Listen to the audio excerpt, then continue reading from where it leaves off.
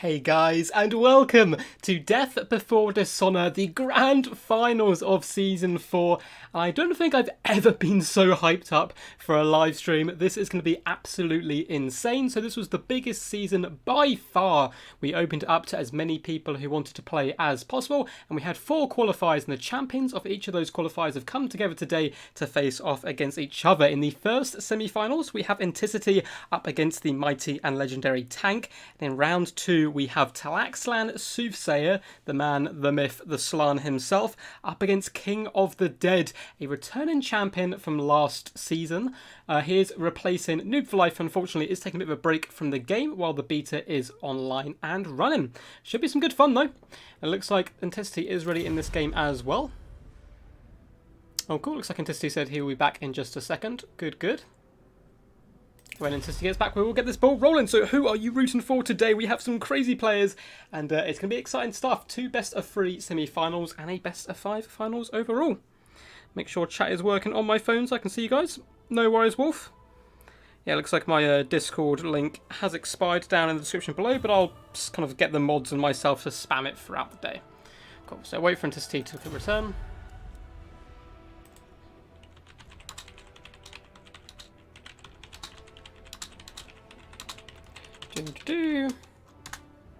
There we go. Hope you guys doing good today. I am crazy excited. It's gonna be so good. Who is your money on? Antiquity, Tank, returning champ, King of the Dead, or Talaxlan Soothsayer? It's a really tough one to call. I think I've seen all of these players beat one of each other before, like consistently. So it's gonna be some crazy stuff for sure. But yes, it is melting right now in the UK, and unfortunately I have to close all my windows and so forth, because I live right on top of above a bakery, basically in a high street, so I don't want any sound leaking in, and my god, am I suffering right now. It is so hot in here. British houses are certainly meant to keep heat in, rather than, you know, be nice and cool and all that good stuff. So we're simply waiting on to see, and let's get running. V-Claw says my money is always on Sooth. Sooth is definitely the most decorated player, I think, of all time in Total War Warhammer, so that's not a bad shout. Antiquity is back. Let's get this ball rolling. Pillar of Bone it is. Move one empty can. Move that down off my desk. Yeah, Sooth, probably the most decorated player of all time. Arguably the best player in the game still. It's kind of between, you know, 2 or 3 players up top, but King of the Dead, Antiquity, Tank have all beaten him in the past, and they're all more than capable of doing such things.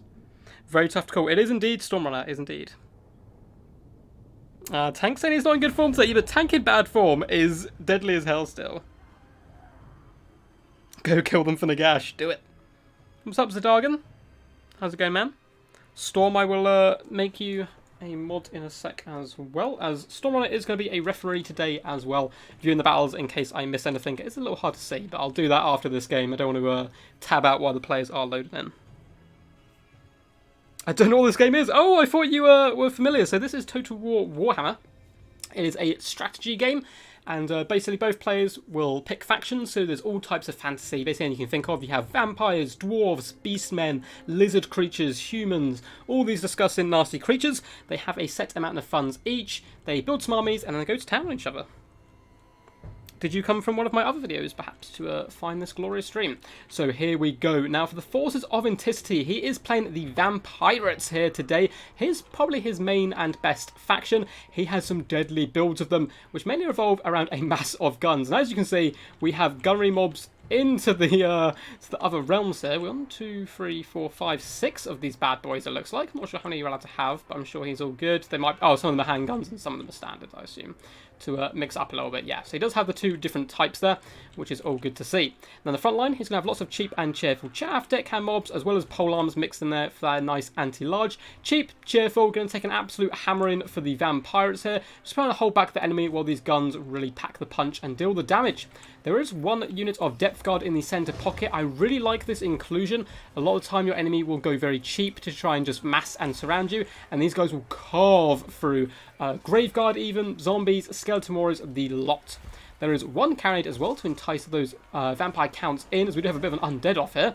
Mongol Hunter as well as a nice hero, and Count Noculus, who is probably the most competitive pick. Luther Harkin can certainly do some work as well, but Captain Roth's Moondar going to be giving him those nice summons, Wraith Storm, All the usual stuff you'd expect, invocations for healing and drowned dead. Super fun stuff. Now, does the Mongol Hunter do magic damage? He does not. Okay, so he's not going to be able to counter Banshees, unfortunately. Now, for the forces of Tank, who I believe is a Vampire Count's main, a very powerful player, he does have Skeleton Spearmen and Skeleton Warriors dotted along the front line. And of course, the backbone of any good Vampire Count's build is in their zombies. A ton of a horrible, disgusting tide of rotten flesh here, just there to wear down the enemy. And then more Skeleton Spearmen and Warriors. He does have the Black Coach. If Poison Ducky does ever watch this, he's a regular on the channel. He loves the Black Coach. You can do some daily work with it if it can continue to keep moving.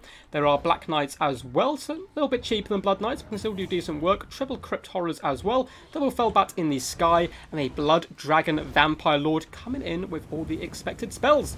We have Double Banshee as well. Now, these guys are going to be an absolute pain to deal with. There is nothing, I believe, in here which does magic damage. Count Noctilus doesn't either. He can, of course, drop some nasty spells on them, but this Double Banshee is going to be tricky indeed. What's up, King of the Dead? Hope you're a good man. I came at you looking at Hollow Knight. Ah, yes. Indeed. Hollow Knight is a game I will be playing in the near future. So, in come the Banshees. They're going to be taking a withering round of bullets to the face, but they don't care. They're undead. They're just simply going to be wasting shots. Interesting to see how the Mongol Hunter does combat them here. I mean, he still does a lot of damage, and Banshees can be relatively squishy, so in he comes with some big pimp slaps. But these guys are walking straight through the front lines here as the counts do start to push up. And it looks like they may go toe-to-toe with this beastie here. These ladies, of course, do magic damage, so they might just do some work up against him in general. In come the Skeleton Spearmen, crashing in, and this is going to be the ultimate damp lettuce, wet noodle, whatever you want to call it, battle, where these guys just slowly grind each other out. Lovely flank overload on the right-hand side. We do have Crypt Horrors stacked on top of Black Knights, forcing their way through this flank, and the Black Coach is getting in there as well. But it looks like these guys summoned. No, just some Polems managed to catch the Black Coach in the trees, which is where it really doesn't want to be. Nice zombie summon or Skeleton Warrior summon in the back line as well. Looks like the Blood Dragon Vampire Lord just stalking in the background here for now. Double Banshee versus Mongol is an interesting fight here. It looks like the Banshees are losing. They may be able to break the leadership of this Mongol. But Count Noctilus does an overcast zombie pirate gunnery mob as well. Looks like the guy is just saying good luck, have fun, which is always good to see. I do value sportsmanship very highly in all of my tournaments. Crypt Horrors are getting absolutely obliterated by that lovely summon from the zombie pirate gunnery mobs. And they're getting deleted. They were on top of a nice target of Depth Guard, but these guys aren't going to be able to heal up and work as a nice roadblock, and you can see that front line of Chaff and Choff is holding firm. Double Banshee is now starting to put a bit of work into the Mongol. They are needing some Invocation the Hex. Slippery has been popped as well, buffing them up. This is a real key engagement. If they can drag down the Haunter, then plus Count Noctilus, but healing is going on both sides, and it looks like the Banshees are actually losing that one. The Blood Dragon Vampire Lord wants to get into the game, but there is so many guns online. Yes, there have been some Fellbats in the back line, as well as some summoned Skeleton Warriors, but they're taking an age to pull in and destroy this back line, and the Blood Dragon Vampire Lord is paying the price for that. Now, he still has some tools. Double Black Knight up on the high ground. The Haunter is eventually going down, perhaps. This is such a close fight in this little hero core.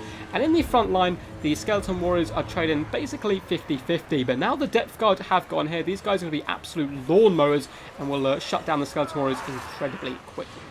Looks like the Blood Dragon Vampire did come forward with a nice breath attack, but for every time he does float forward, he's taking huge damage, down to just 1,900 health. And in come the Black Knights, but a lovely counter summon here, coming in by Inticity. And it looks like Tank does notice it very quickly and expertly dodges, and Tokyo drifts around there on top of the handguns. Brilliant play by both players. A nice attempted roadblock, but great micromanagement. And the guns are slowly being shut down, but there's still so many here in this back pocket. Cannonade is going to be able to fire in as well. More gunnery mobs have been summoned though. The summons are just so goddamn powerful. Oh no, disaster! Tank has forgotten 1 unit of Crypt Horrors in the back lines. I mean, maybe if he remembers them in the late game and pushes forward with them, they might be able to do some work, but having that extra unit to pressure this back line could be pivotal right about now. So it looks like Count Noctilus has found himself a little bit on his own up against Double Banshee. Really not where he wants to be. Mighty zombies chase him as well, looking for his brains. But it looks like Banshees are going to be pushed into the back lines to shut down other troops. Mongol did survive. He's trying to beat down Black Knights, which he's doing relatively effectively with the Overwatch 5 from so many goddamn handguns. Black Knight's doing some decent work. Banshees as well. Looks like they are trying to stick on Noctilus where possible. His leadership is getting a little bit low, but you can see Depth Guard up to 139 kills are pulling apart this front line. And the counts are really starting to struggle now. Balance of power is in favour of the pirates there. Zombie and undead action is sometimes quite funny. So in comes the Blood Dragon Vampire Lord once again, coming with a big fat breath attack, trying to destroy the carronade, which it does very effectively, roasting all 3 artillery pieces. But to be honest, it's already got 27 kills and has been shut down for the most part. Count Noctilus needs to be sniped here, so the Vampire Lord may want to jump in, but with so many guns and no knights left to pressure this back line, I just can't see a way here for the Counts to get back in the game. Now, he did remember his Crypt Horrors. Hopping them on top of the Depth Guard is a really nice play. They're going to be able to beat these guys down rather effectively. But overarching fire coming in, Overwatch from the zombie pirate guy mobs is going to be a big problem. That Blood Dragon Vampire down to just 1,100 health, which is really low on his dragon. And the double Banshees have done work, getting the Haunted and Noctilus down to about half health. But so much of his magic went into healing those guys up, and I don't know if it's really gone his way. He needed to get those guys in and kind of do that damage a little bit quicker. In come the Desperate Cryptors trying to run in on top of the Gurry mobs, but they're getting absolutely blitzed now. Fish in a barrel, and that is going to be game 1 to Inticity. This, of course, is best of 3, however, so don't worry too much. They are cattle. I'm going to steal this army. It is a very powerful army indeed. Tactical Reserve, indeed. Tactical Reserve, though, unfortunately didn't pay off. I think having that extra unit in there earlier would have certainly helped him break into the back line a little bit quicker. And he did do some great job shutting down 3 of those ranged units, but there's just so many. And with some real expert summons, which Inticity is just so goddamn good at, it's really hard to break into that back line. Vampire Coast in the hands of a good player are incredibly powerful and certainly top tier. GG. Map is Altdorf Outskirts. So let's hop up to that map and I'll come and chat with you guys in chat. So what did you think of that first game? Let us change the scoreboard. So Inticity does take that first one, 1-0, but of course best of 3. We then have a second best of 3 semi-final and then a best of 5 finals. So let's quickly hop into chat, find Stormrunner if I can. Boom. There we go. Stormrunner, you have the power. And we are back. So tank is going to go Norska, ban Greenskins and the forces of the Dowie. Now Inticity does love to play Dowie as well. So when I first met Inticity, he basically only played Vampirates and Dowie and played very defensively, was an incredibly tough opponent. But however, in the recent, 2-3 months since that when I first ever met him, he has branched out so much. He can play very aggressive, can play defensively, he can play kite, he can do pretty much all of it, and has turned himself into a real top contender here in the Total War Warhammer scene, winning multiple events and tournaments and so forth. So interesting to see who he does pick here. The artillery prevents the blob.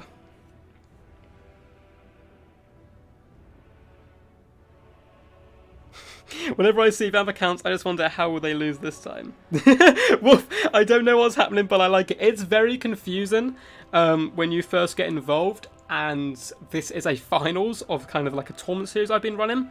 So it's probably going to be quite a lot to wrap your head around, but it's really good fun overall. And yeah, so they're going to be switching up factions now. So tankers go Norskans, which you can basically think of fantasy Vikings. They have big war mammoths and berserkers and so forth. And we'll see who Inticity does go now. But these are some of the top players in the game playing. So if you do want to get involved in Total War Warhammer, I highly recommend getting the game. I have a big Discord community as well, which features new players and experienced players who I'm sure will be happy to teach you. But don't hold your standards up to these guys yet. Yeah, best of 3 semi-finals V-Claw, and then a best of 5 finals, which should be really good. Looks like Inticity is going to be going Dark Elves. It's a pretty fun matchup. Dark Elves have a lot of fast-moving skirmishers, which are fantastic against light armor, of course, but they also have decent armor piercing, so they can do a lot of work up against the lightly armored marauders and so forth, as well as the mammoths. But Norska at the same time can go cheap and cheerful and make you waste all that ammo into shielded units. So we'll have to see how these guys play it. It's on sale right now. See, advertising. CA, hit me up. I'm advertising for you right now. But yes, hope you guys are all nice and safe and having a good day, Hava. It's super hot here in the UK, so I'll try and stay hydrated throughout so I don't kind of lose my marbles, which I normally do part way through. Ah, Steam Summer Sale. Perfect.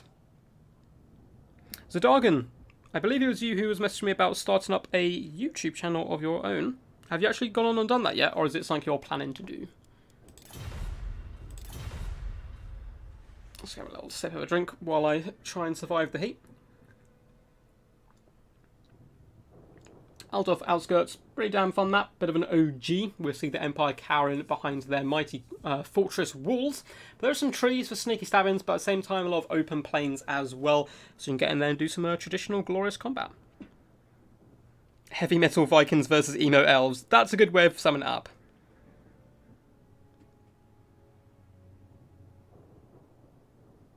Dark elves hate everyone else. It's true. It is true. Cool, I'm just going to check my Discord quickly, make sure we're all good. So, I will drop another link to my Discord in just a second. If someone can just make sure the one in the description, make sure to see if it's working or not. And if not, I'll drop another one. Just copy that.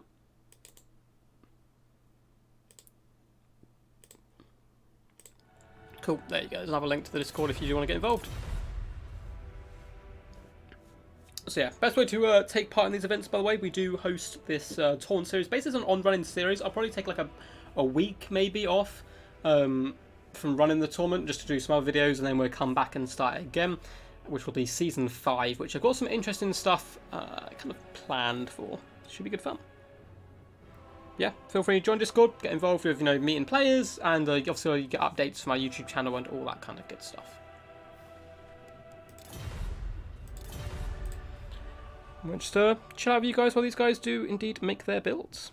Good to see so many people watching. Hope you're doing all good. If you are, feel free, by the way, to hit that big old thumbs up button. And if you're new to the channel, welcome, welcome. Feel free to subscribe for Total Warhammer content, which is the main game we play on this channel. We are branching out to other stuff as well, looking to start Hollow Knight shortly, once I get the funds for a controller, basically. And should be good stuff. Tank is ready, raring to go. Can he bring it back? Do you reckon this is going to be a 1-all series, or will Antiquity take the first semi-final 2-0? It's going to be some scary stuff. I've seen Tank play Norscans before, I believe. I don't know if I've seen Antiquity play Dark Elves. This matchup often, to like what it seems to me at least, ends up with Norscans chasing Dark Elves all over the field in a giant wrecking ball of a blob. Looks like these boys are all ready. Let's get this party started. How much are controllers these days? I haven't really looked into it.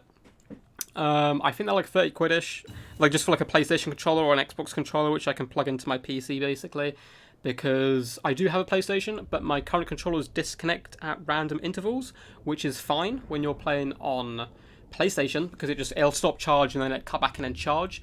But with certain PC games, if it disconnects, it won't work like Wi-Fi wise. There's no Wi-Fi connection. So it will just pause the game and switch me to mouse and keyboard, and apparently you can't play Hollow Knight on mouse and keyboard unless you want to suffer for eternity with dying like repetitively over and over.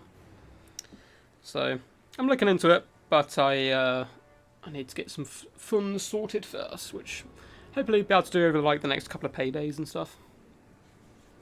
Which should be all good. Unless CA, if you're watching CA, want to pay me the big bucks to play your game, I will oblige.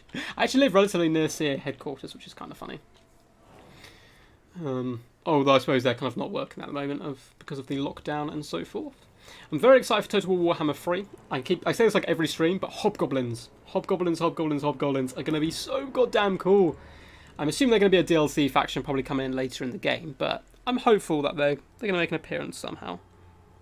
Even if they just kind of like a sub-faction to Greenskins or something. Now, away we go, guys. So, Antiquity. Can he take this 2-0? He's in the ascendancy here.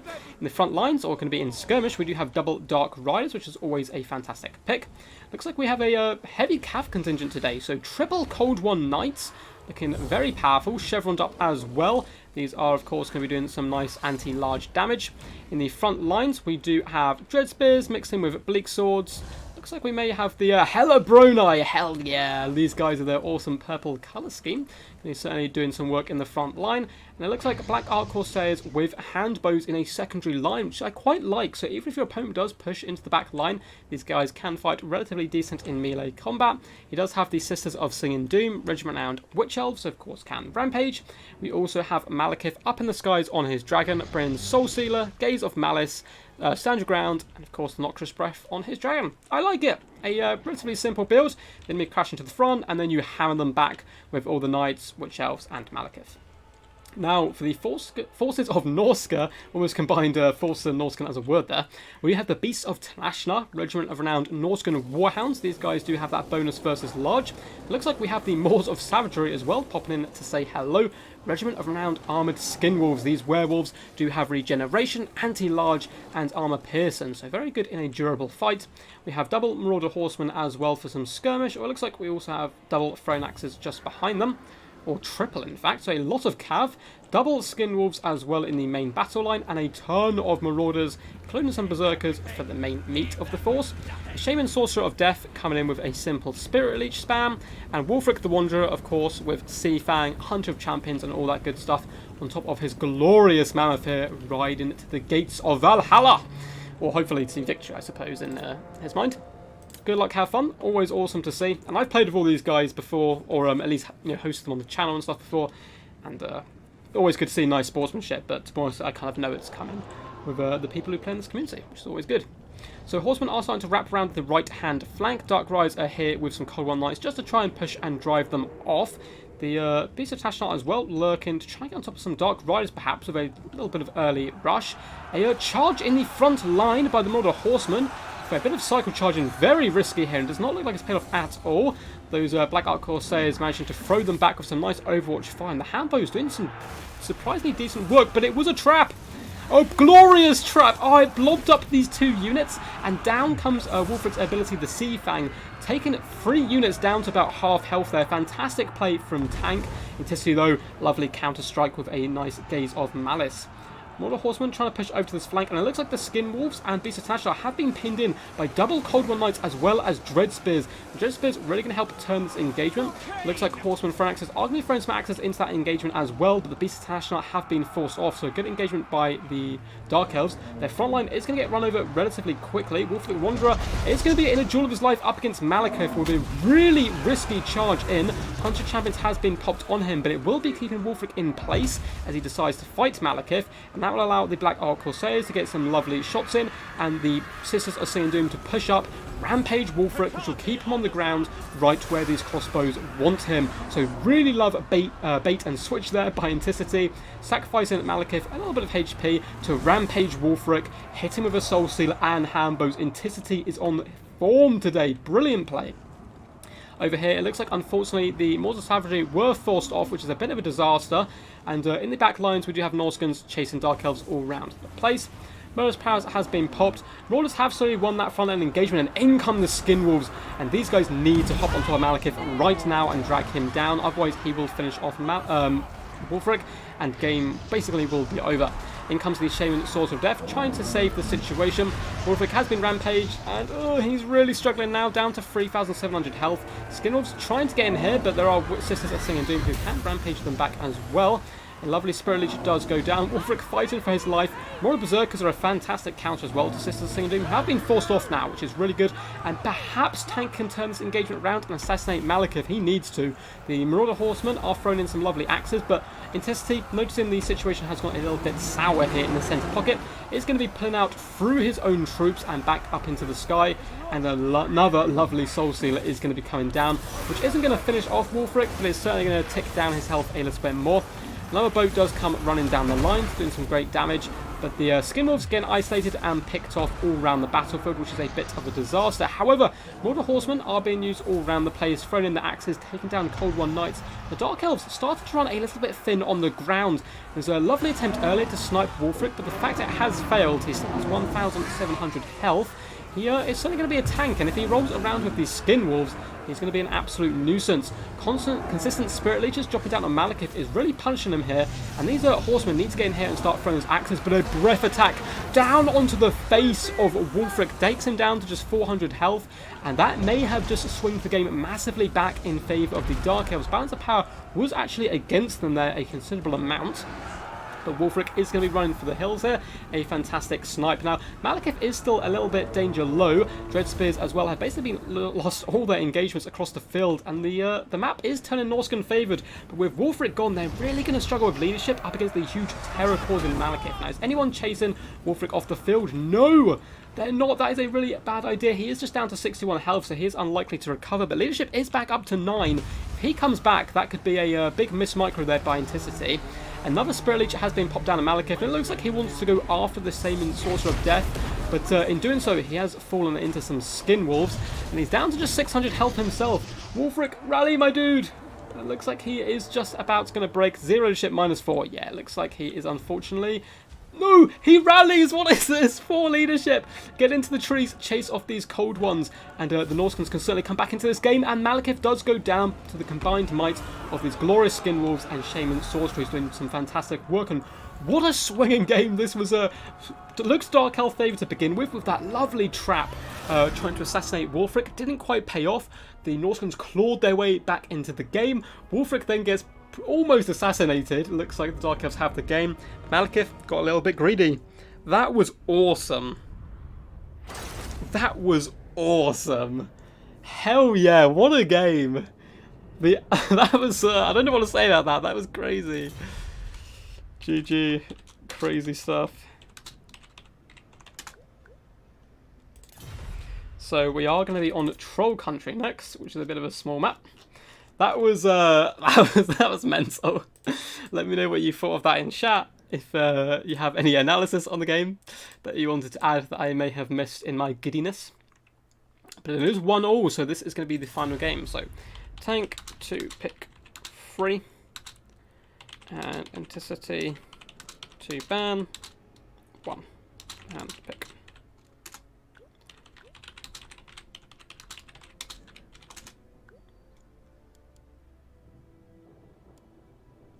Cool. So the winner of the second game, if it does go to best of 3, picks 3 factions.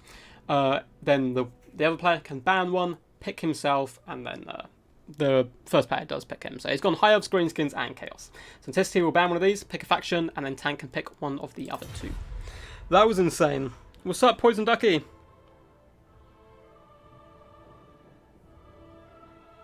That's a slight disaster. That was crazy.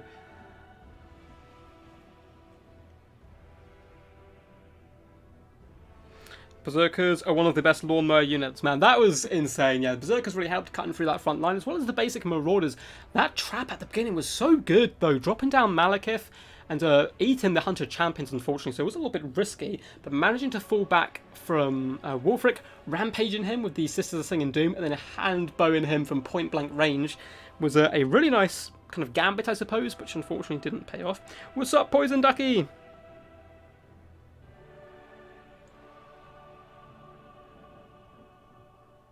I'm sure Dogbert is lurking some in the chat. We see you. This whole time it turns out V-Claw is actually Dogbert. Demons seem exciting, yeah. I think Chaos will probably get a upheaval as well. Yeah, Hobgoblins are basically Mongols. Oh, not Mongols, Mongols. God, I get them confused. Mongol-styled greenskins. Anticity is banning greenskins and going Norskins. So it's going to be Norska versus either Chaos or High Elves. Interesting matchups.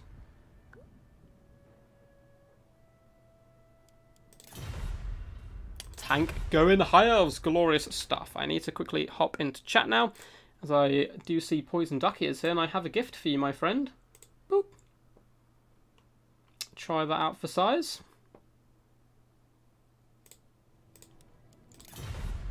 I finally found out how to add moderators. There's a few people who've been around for quite a few months that I need to sort out. If I'm any sort of bird, I would be a cat bird. I love it. That's true. That's true. There's a really funny thing that's happened in my Discord. I don't even know who started the tradition, but basically when people join my Discord, they tend to alter their nickname on Discord into Duck something. So for example, Anticity is currently Duck City. Talaxlan Soothsayer is Talaxlan Ducksayer, I think, or Duckslayer, and so on and so forth. It's quite funny. But yes, hope you guys are all good and enjoying the stream so far. If you are, please feel free to mash that thumbs up button.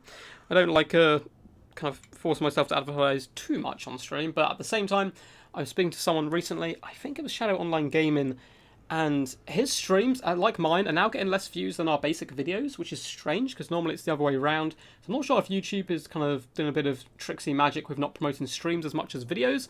I'm not really sure what's going on there, but every little helps. Every little helps kind of pushing it forwards. Yes, you do, Poison Ducky, that was the gift. That was the gift. For those who don't know, Poison Ducky, been a long time supporter of the channel and has his own YouTube channel based around Total War Warhammer.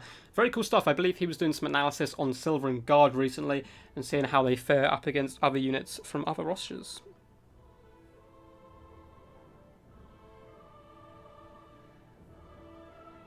You should make that a requirement to join your tournament. What's that, man? Yeah, people mainly come to watch videos. I agree, V-Claw, but so like if you look back on my videos, I have one or two which were like really like kind of blew up, but they were like standard videos. But then for the majority, my streams were much bigger because you have a nice live event and then people come and watch them afterwards. But all of a sudden, I don't know if my streams started dropping in views or my videos have just gone up like quicker. Who knows? But looks like Tank is ready for this final showdown, guys. One of these guys will be making it through to the finals, and after this we do have King of the Dead, the current reigning champion who did win the last season up against Chosen One. So I believe he actually dethroned the champion from the season before. And it's King of the Dead versus Talaxlan Soothsayer. I did not change my nickname in Discord. It's fine, man. Especially if you're new, it's hard to understand, I suppose, a little bit as well. Yeah, the streaming software, they kind of changed it recently a bit. I'm not the biggest fan, but at the same time, it's not too bad. I do much prefer YouTube to Twitch, however, just because I think there's a bigger fan base for at least Total War on YouTube, and I've kind of always just watched YouTube and stuff instead of Twitch personally, so it kind of makes sense for me. I would make money at this point on Twitch where I don't on YouTube, because you have to get 1,000 subscribers before you can become like a partner of YouTube, and then they start doing advertising and all that type of stuff. But I do now have a PayPal account, which I've got just down in the description, as well as a Patreon account if people do want to support the channel in any other way, just via donations and all that stuff. But don't like feel pressured either. Just you guys being here is also supporting me a huge amount. So I just enjoy, you know, having people here to chat with whilst I play games, which is what I enjoy most. Oh, you have to be a duck to join the tournament is what I mean. That'd be kind of funny. Puppy. I'm not sure if everyone would get the humour though if they're just kind of random people joining in. Make money off Twitch. You basically, by this point, like with the amount of you're probably best sort of Happy Puppy about it. Happy Puppy was kind of speaking to me about how she makes money off Twitch and so forth.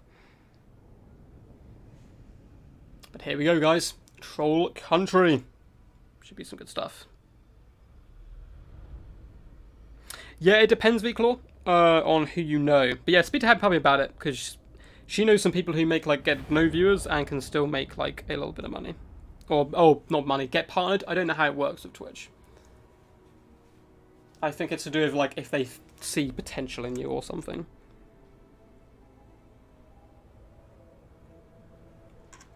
So, who knows? But wait, here we go, guys.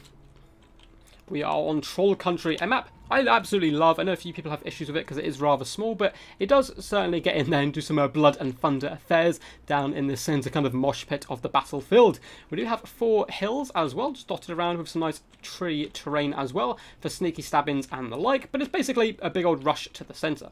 One of the things I love to do on this map is actually take a Slan or Mazda Mundi, for example, and hide him in these trees, as he does technically count as being able to hide, and you drop him right here and your opponent has no idea what lord he is and he's just cackling and casting spells. Anyway, here we go. So Anticity on the back foot now after a very solid start. It's going with the Norscan forces. So we have Marauders and Marauder Berserkers in the front line, dotted all the way along. Really nice wide formation. We do have Marauder Horsemasters as well. Looks like we have 2 of those bad boys. We do have the Beast International, who we saw earlier as well, anti-large doggos.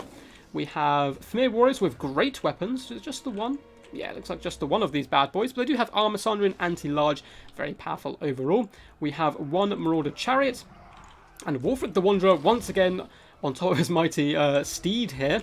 He is back from the dead. Honestly, he survived last round, didn't he? So he's back for more. Hunter of Champions and Seafang. I suppose Wolfric is the type of guy who'd probably work for money as well. I could see him switching sides at kind of a whim. Now, for the forces of the Hyles here, it's going to be interesting to see how they do counter this. We have Illyrian Reavers and some Silver Helms for some Cav support, as well as the Fireborn. These guys look so badass with their flaming lances. Regiment of Renowned Dragon Princes in their Regal Reg certainly do some decent damage. We have triple archers, just the basic fellows here, and then a ton of Silvering Guards who are going to be forming a Doom box, it looks like, with the archers in the centre. Some Lothran Sea Guard as well. For his hero core, we have the expected Teclis, probably the most, one of the most powerful characters in the game, because of the Sword of Teclis gives him a disgusting amount of winds of magic. He does have Bound Fiery Convocation, Potion of Choroi, Regrowth, Enfeebling Foe, and Net. So what you do, you net down the enemy and hit them with the Bound Fiery Convocation.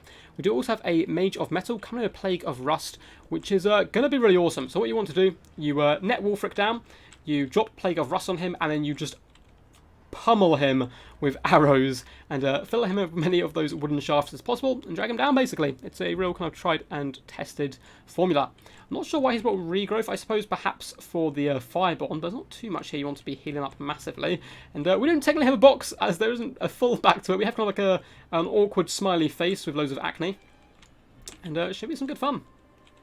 You can also net down some of these Berserkers, for example, and Fiery Convocation them. Do some glorious work. Good luck, have fun. Bad maps for high health, probably. Yeah.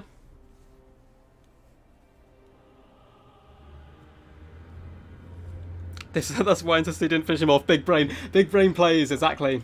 It's like, hey bud, I didn't kill you last game. Please come back. Archerfight is going to be launching into the Marauder Horsemasters here, but some lovely juking from Intercity, as you expect from a player of his caliber. Not going to be taking too many shots here, which is why I do sometimes worry about going for this type of build up against elite players, because sometimes it can be really hard to get value out of your missile troops. Lane Reaver is going to be dropped back though. He does spy the beasts are nearby and lurking. Looks like we are going to have a bit of a slow start to the battle. Norscan's going to realign themselves, which is obviously a good idea once they've seen the high health build. Probably going to wrap around as well, trying to hit them from multiple angles. Now, Familiar Warriors are going to struggle here. If they can push through into the back line, they'll do some fantastic work. But all these Silvering Guard, of course, do come with that anti-large, charge defense against all, and so forth. They have been slightly neutered, however, and nerfed. They have a slight points increase, and I believe some of their stats changed, but it was so minute, I don't think it's going to change anything. Like, they lost like 1 or 2 melee attack, but gained weapon strength, or vice versa. Something along those lines. Archers are expending some ammo into the Marauder Horsemasters here. No, Marauder Horsemasters do get a little bit close here, and if Teclis wants, he could have netted these guys down. Illyrian Reavers, though, do come in with a whopping 90 speed, so they are going to be able to catch these guys with their charge animation, and drag a few down as well. So nice little pick. A huge pendulum coming down, but just about dodged in time by tank. Now, something I often do in this situation, which is a mistake, I try and dodge backwards, and that means your troops have to turn around and move, which takes them a little longer and you can be hit. So moving forward like that, really lovely micromanagement by both players so far. Wolfric is taking those shots like a champ. An upgraded Plague of Rust has come in here, minus 60 armor, and he has been netted. This could be a bit of a disaster, but a lovely Seafang in retaliation decimates a couple of units of archers, but they are still going to be launching those shots, and of course, there is no healing for the forces of Norscans. Scroll of Children has been popped, slightly delayed there, but it is going to be giving him 22% damage resistance for a short time. But his health is still melting pretty damn bad. But nice tit for tat overall. Silver Helms have pushed in another pendulum. It looks like it's going to be coming down this archer line. Ooh, that is deadly stuff. It looks like Tank's micro was focused instead on bringing down an convocation. But Wolfric has managed to endure so far. Plague of Rust still active. That thing lost for so goddamn long.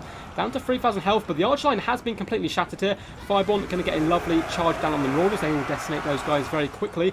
But 2 units of archers are finished. One of the others is half health, but there are some, one healthy and some Lothran Sea Guard as well. Wolfric, Scroll of Children is still popped on him. Such a good ability. It lasts an absolute age. Now, Marauder Berserkers will beat Silvering Guard in combat, but it takes them a couple of minutes, which is really not what they want to see. Silver Helms as well, kind of bogged down there, unfortunately, and Teclis is getting overrun by Marauder Chariots here. Fireball are going to be darting back, however. Wulfric pushing through into the back lines, perhaps doesn't want to be too near here right now, as an enfeebling foe is popped on him, and the Fireball will probably try and engage, but lovely pinning in with the Marauder Horsemasters. And, oh no, the Sorcerer of Metal, unfortunately, has been terrified here. I would not blame her, to be honest. Fighting this mighty beast as a little elfling probably isn't going to be the funnest day you're ever going to have. But she is going to be running for the hills here. And it looks like we're going to be getting another Sea Fang, perhaps coming down. No, another Pendulum. Those Pendulums have been absolutely clutch so far, despite the fact Tank was managed to dodge a few of them. We have some archers who are rallying. They need to get back into formation as quickly as possible before the Horsemasters wrap around the flanks and start chasing those guys off. This is still anyone's game. Very close battle so far. The Major Metal has managed to rally and is running for the hills. Teclis is incredibly healthy as well. Of course, has a tons of winds and magic, but the Sylvan Guard starting to wave and break in multiple areas. Wulfric, 2,400 health, is still a bit of a meaty boy, and the archer line has been shut down. The Fireball needs to get over there and help finish Wulfric off if possible. But at the moment, they're doing some lovely rear charging into the Mauler Berserkers, which is certainly do some decent work. Teclis looks like he is a happy boy at the moment as well, but deploying so close to the edge of the battlefield does come in with a bit of a gift and a curse. It's hard to wrap around you, but at the same time you can see Lothar and Sigurd easily going to be forced off the field here. These Marauder Horsemasters just getting some fantastic value escorting those guys away. Sylvan Guard getting destroyed by a nice cycle charging by the Marauder Chariots. Teclis has now been surrounded by ramp out of control Berserkers, really not where he wants to be. Fireborn attempting to assist where possible, but it looks like the battle is slipping away from the High Elves after a really lovely initial catch on Wulfric. He has managed to endure here. He seems to be, he's pretty thick with his on top of his mammoth with all his nasty health. Firebomb just chasing Marauder Horsemasters at the moment, which isn't really what they want to be. A lovely fire convocation is going to be coming in. It looks like the Berserkers are back in control themselves, but they're not spotted by Anticity, and boom! Roasting those guys. Teclis up to 43 kills, but 100 Champions has been popped on him. Yes, he has the potion, but he is certainly going to be getting dragged down here, and that is going to be game 3 to Anticity, who will take this first semi-finals in a hotly contested 2-1 series. Hope you are watching Soothsayer and King of the Dead. You guys are going to be up in just a second. I think this is unfortunately pretty much over now. Yeah, you can see Hull forces are breaking and completely routing from the field. I don't think there's anything left standing apart from the loyal Fireborn. Going to be charging in here, trying their best, but a lovely boat is going to be coming down, running these guys down.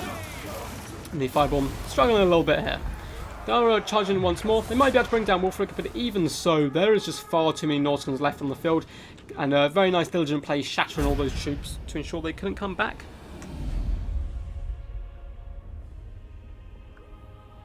That was some good stuff, man.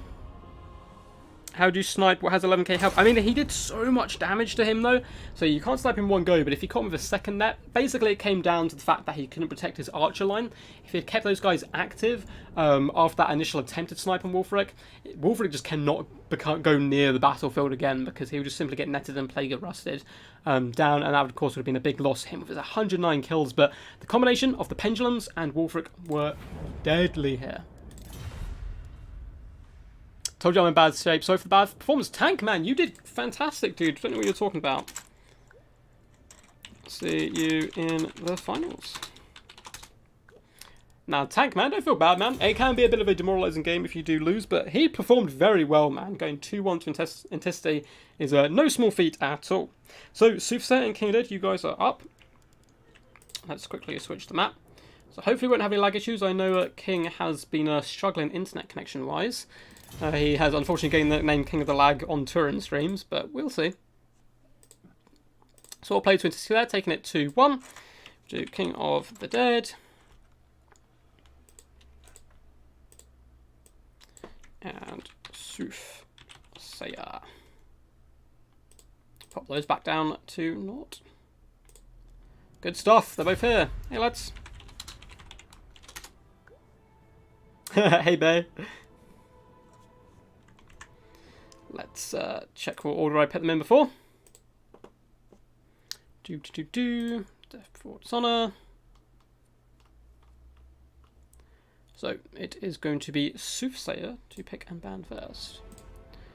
Sooth to pick and ban first. Good stuff. Good stuff indeed. So I'm just checking out my Discord stuff, making sure we're all good, making sure the stream strength is all strong. What's up, Tank? Catch you later, Wolfman. See you soon.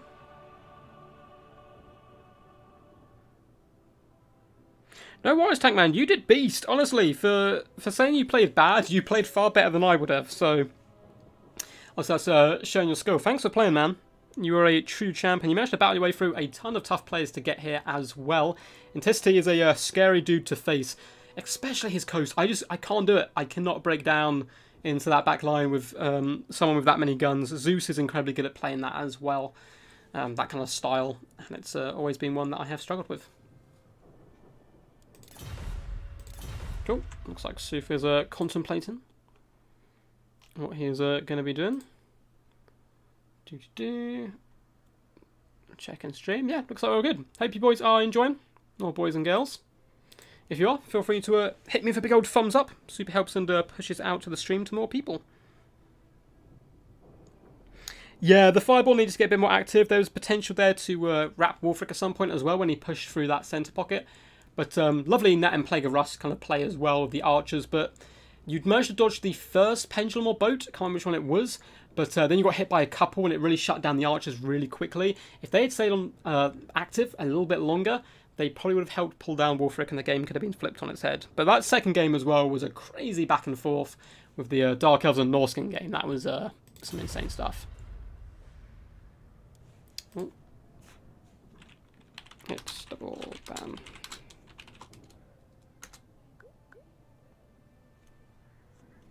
Okay, Soothsayer is playing Norska, banning Coast. He doesn't really mind what else he bans. Greenskins.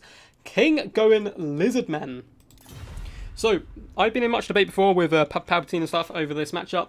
I love it for the Lizardmen. I think Lizardmen have brilliant tools to take down Norskins. So much fire damage and anti-large stuff you can use to bring down kind of Wolfric and Frog and so forth.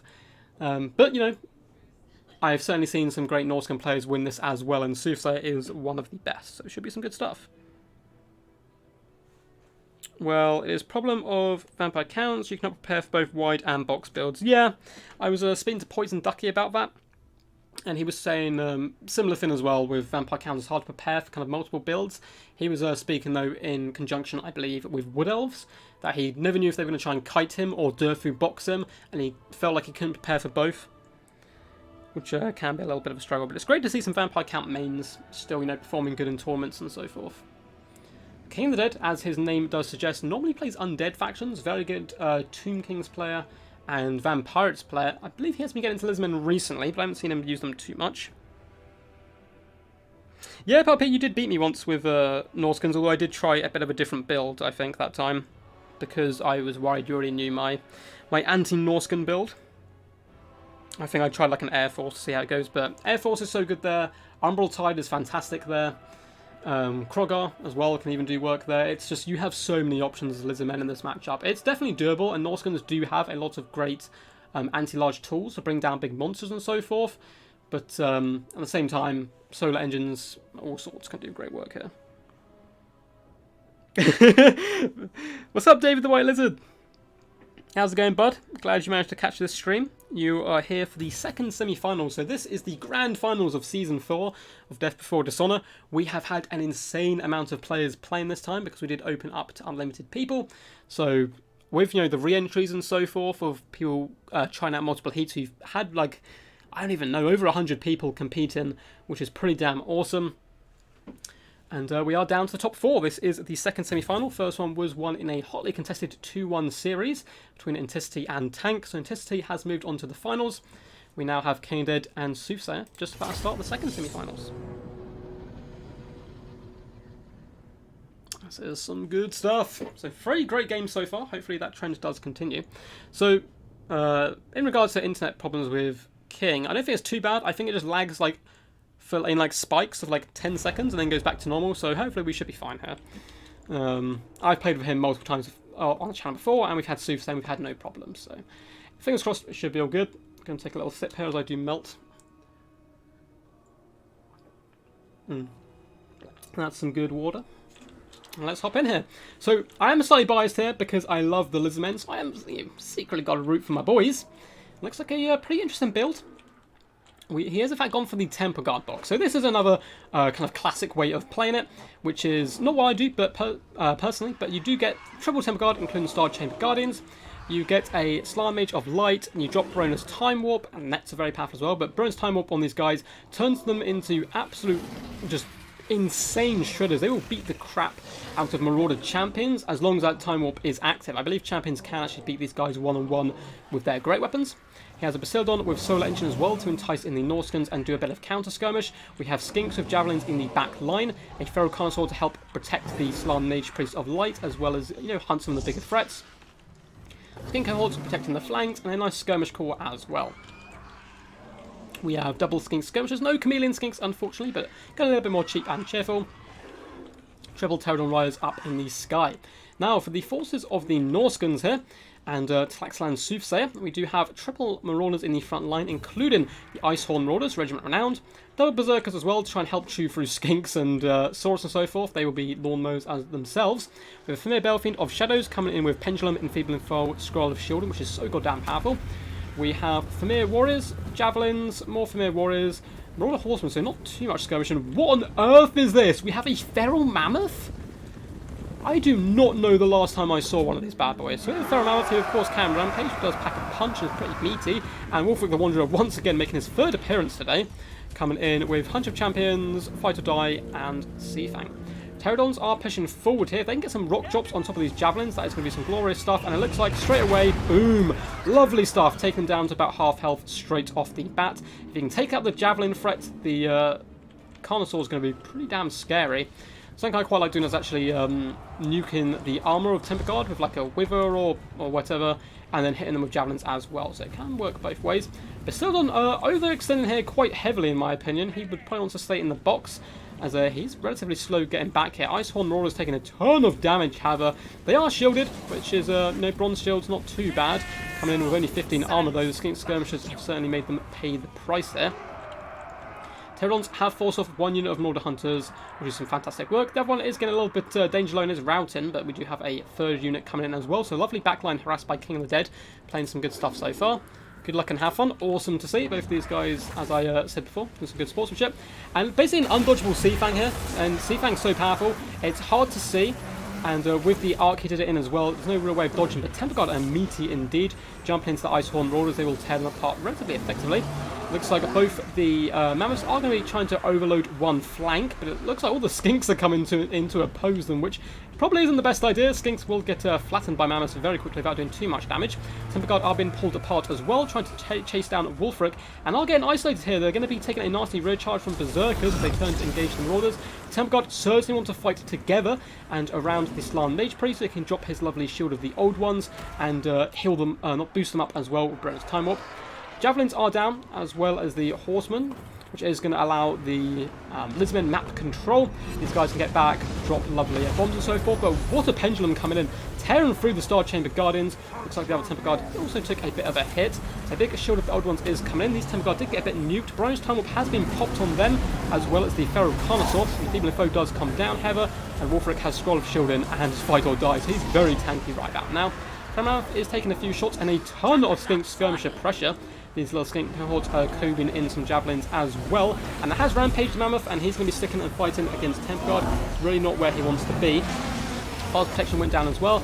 A lovely net has come in as well. So lots of lovely skirmishing. Brilliant play so far by King, honestly. I think he's in the ascendancy here. It's certainly not game over yet. More of the Berserkers are being pulled apart by Temple Guard. Star Chamber Guardians are now going to be able to start to engage on their centre blob. Mammoth is starting to rout. One of these Pterodon Riders needs to get back here quickly, take the weakened unit and hunt this guy down. You do not want him coming back at all. Wolfric is just taking a ton of fire now from darts, javelins and solar engines. Scroll of Shield though does last a decent amount of time. Star Chamber Guardians as well fighting Familiar Warriors, and this looks really rough right now for the forces of the Norskins, but a lovely boat going to be coming down the line on top of the Star Chamber Guardians, doing some fantastic work actually, whittling down about half of their remaining health. Wolfric is struggling a little bit. The Feral Carnosaur can start to chase him down at this point, as Pterodon Riders are doing some lovely poison and overarching fire. Berserkers are rampaging as well. A banishment does seem to destroy some skink cohorts, unfortunately, so a bit of friendly fire coming in from there. And oh no, disaster! The Feral Mammoth was allowed to rally. He needed to chase that guy off. It's such free value, and now I can simply come in and start decimating this lonely Bastiladon, who is completely isolated from his fellows. And this could be a fantastic game way back in the game for the forces of the Norskins. He's going to be able to attack the Slan Mage Priest now. There's a Mammoth coming in from either side. And, oh, looks like a Solar Engine does go high and wide here. Feral Carnosaur trying to take down some familiar walls. And what looked really promising for the Lizardmen, who still have a decent amount of force, looks like it is a bit of a disaster now, as the Slan Mage Priest does pop the shield of the old ones. He is very slow now with 100 champions popped on him. Skinks desperately trying to come in and protect him, but the double Mammoth is going to absolute town. Temple Guard have blobbed in as well. Fighter Die has been popped, but so is Brian's Time Warp, and looks like he has managed to get the situation relatively back under control. This has got incredibly close now with that other Mammoth coming back, and Wolfric is simply going to hunt down the Slan Mage Priest. If he has a net, he needs to drop it, but at the same time, trying to juke, but he is terrified at this point. And this could be a brilliant way back in the game for the Norskins. So Familiar Balefiend can easily be chased off now. Temple Guard, they don't want to be sacrificed to pull him away. Maybe take some skink skirmishes to hunt him down. Totem Rise are escorting off hunters and Marauder Horsemen and so forth. Carnosaur unfortunately is out of control, but he should regain his senses relatively soon. Star Chamber Guardians as well as these other Temple Guards need to bunch together and get each other's backs basically. The Feral Mammoth is slowly getting torn down, but he has managed to terrify away some Temple Guard, which is no mean feat at all. There's still decent ammo on these skirmishes, so King certainly wants to get the value out of that where possible. Solar Engine is now starting to focus on Wolfric, but it's had a few swings and misses, unfortunately. Only 4 kills, but some great HP damage done all round. Looks like Familiar Warriors are going to be pushing up on top of the Bastiladon as well. There's nothing here to protect and stop them.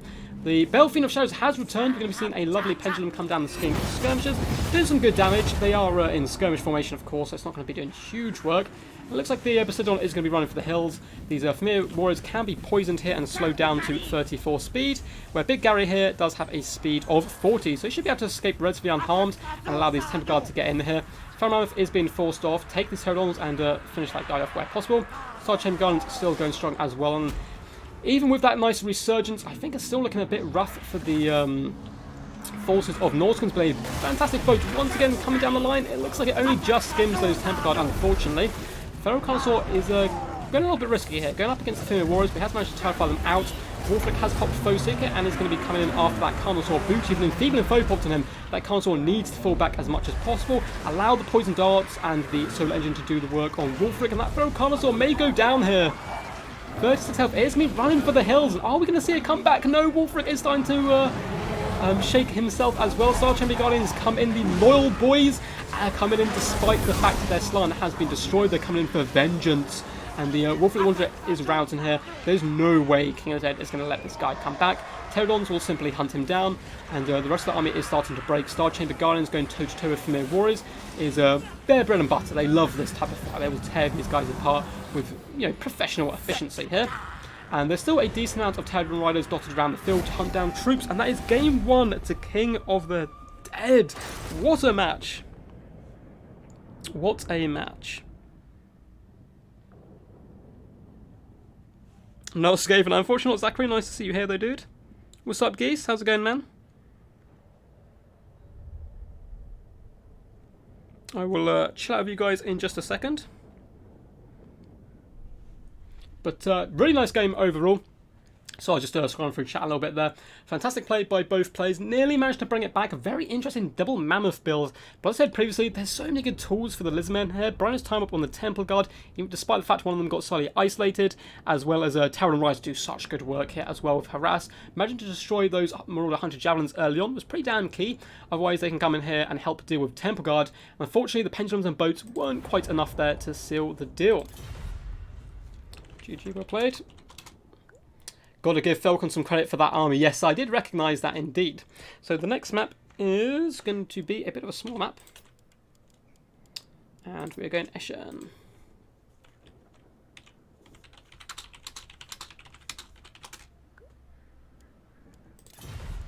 So Eschen is the map. Small map. 2 nice little hills. Should be some fun stuff. So yes, we do have Eschen, and if we go to game 3, we have Mirror Woods before meeting in the finals. So can King of the Dead pull this through here? The current reigning champ only managed to get a place because of Unfortunately, Noob for Life is taking a break from the game, so King of the Dead, it made sense to me to bring him back. He was last season's champion, so offer him the space. It was going to go to Papa Palpatine, if not, I believe, because Palpatine and Noob for Life kind of have a little rivalry on the channel going back and forth. So, oh, sorry, jangling my keys around, but let's see. Let's see what you guys thought of that. Lizardmen are kind of cool. Man, Lizardmen are the coolest. What are you talking about? I'm the only one who brings Great Open Champions here. They do work, and they can beat Temple Guard, but with Bryn's Time Warp, they will get mulched, so... And it's quite a common pick, so I don't know.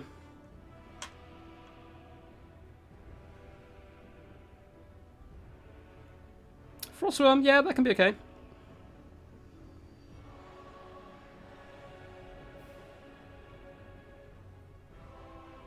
Yeah, so people tell me, yeah, the Solar Engine tries to shoot Wolfric. It can still hit him, but it's a little bit harder.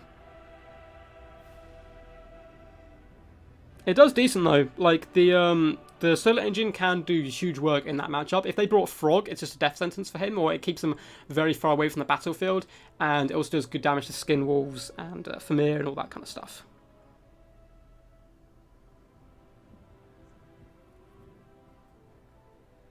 But yes, Total War Falcon indeed.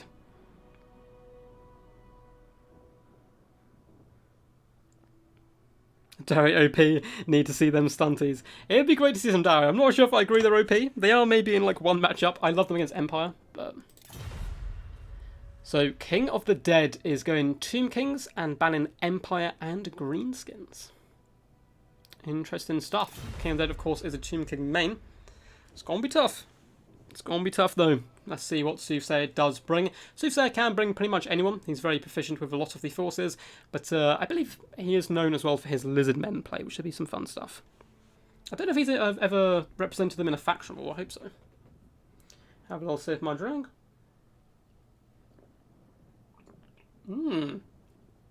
Soothsayer going Coast.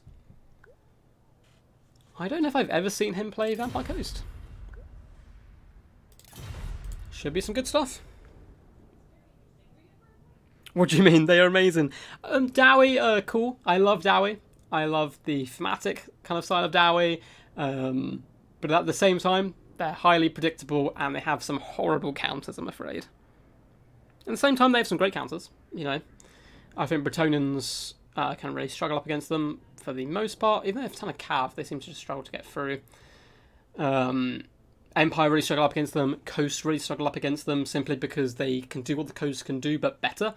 As far as the shooting game goes, and they have a load of tools to bring down big crabs. You just bring like 3 Slayers and a big gun line, basically. So both of these chaps are ready. Quickly going to update the scoreboard. King of the Dead 1-0. Let's hop in here. You have what, V-Claw?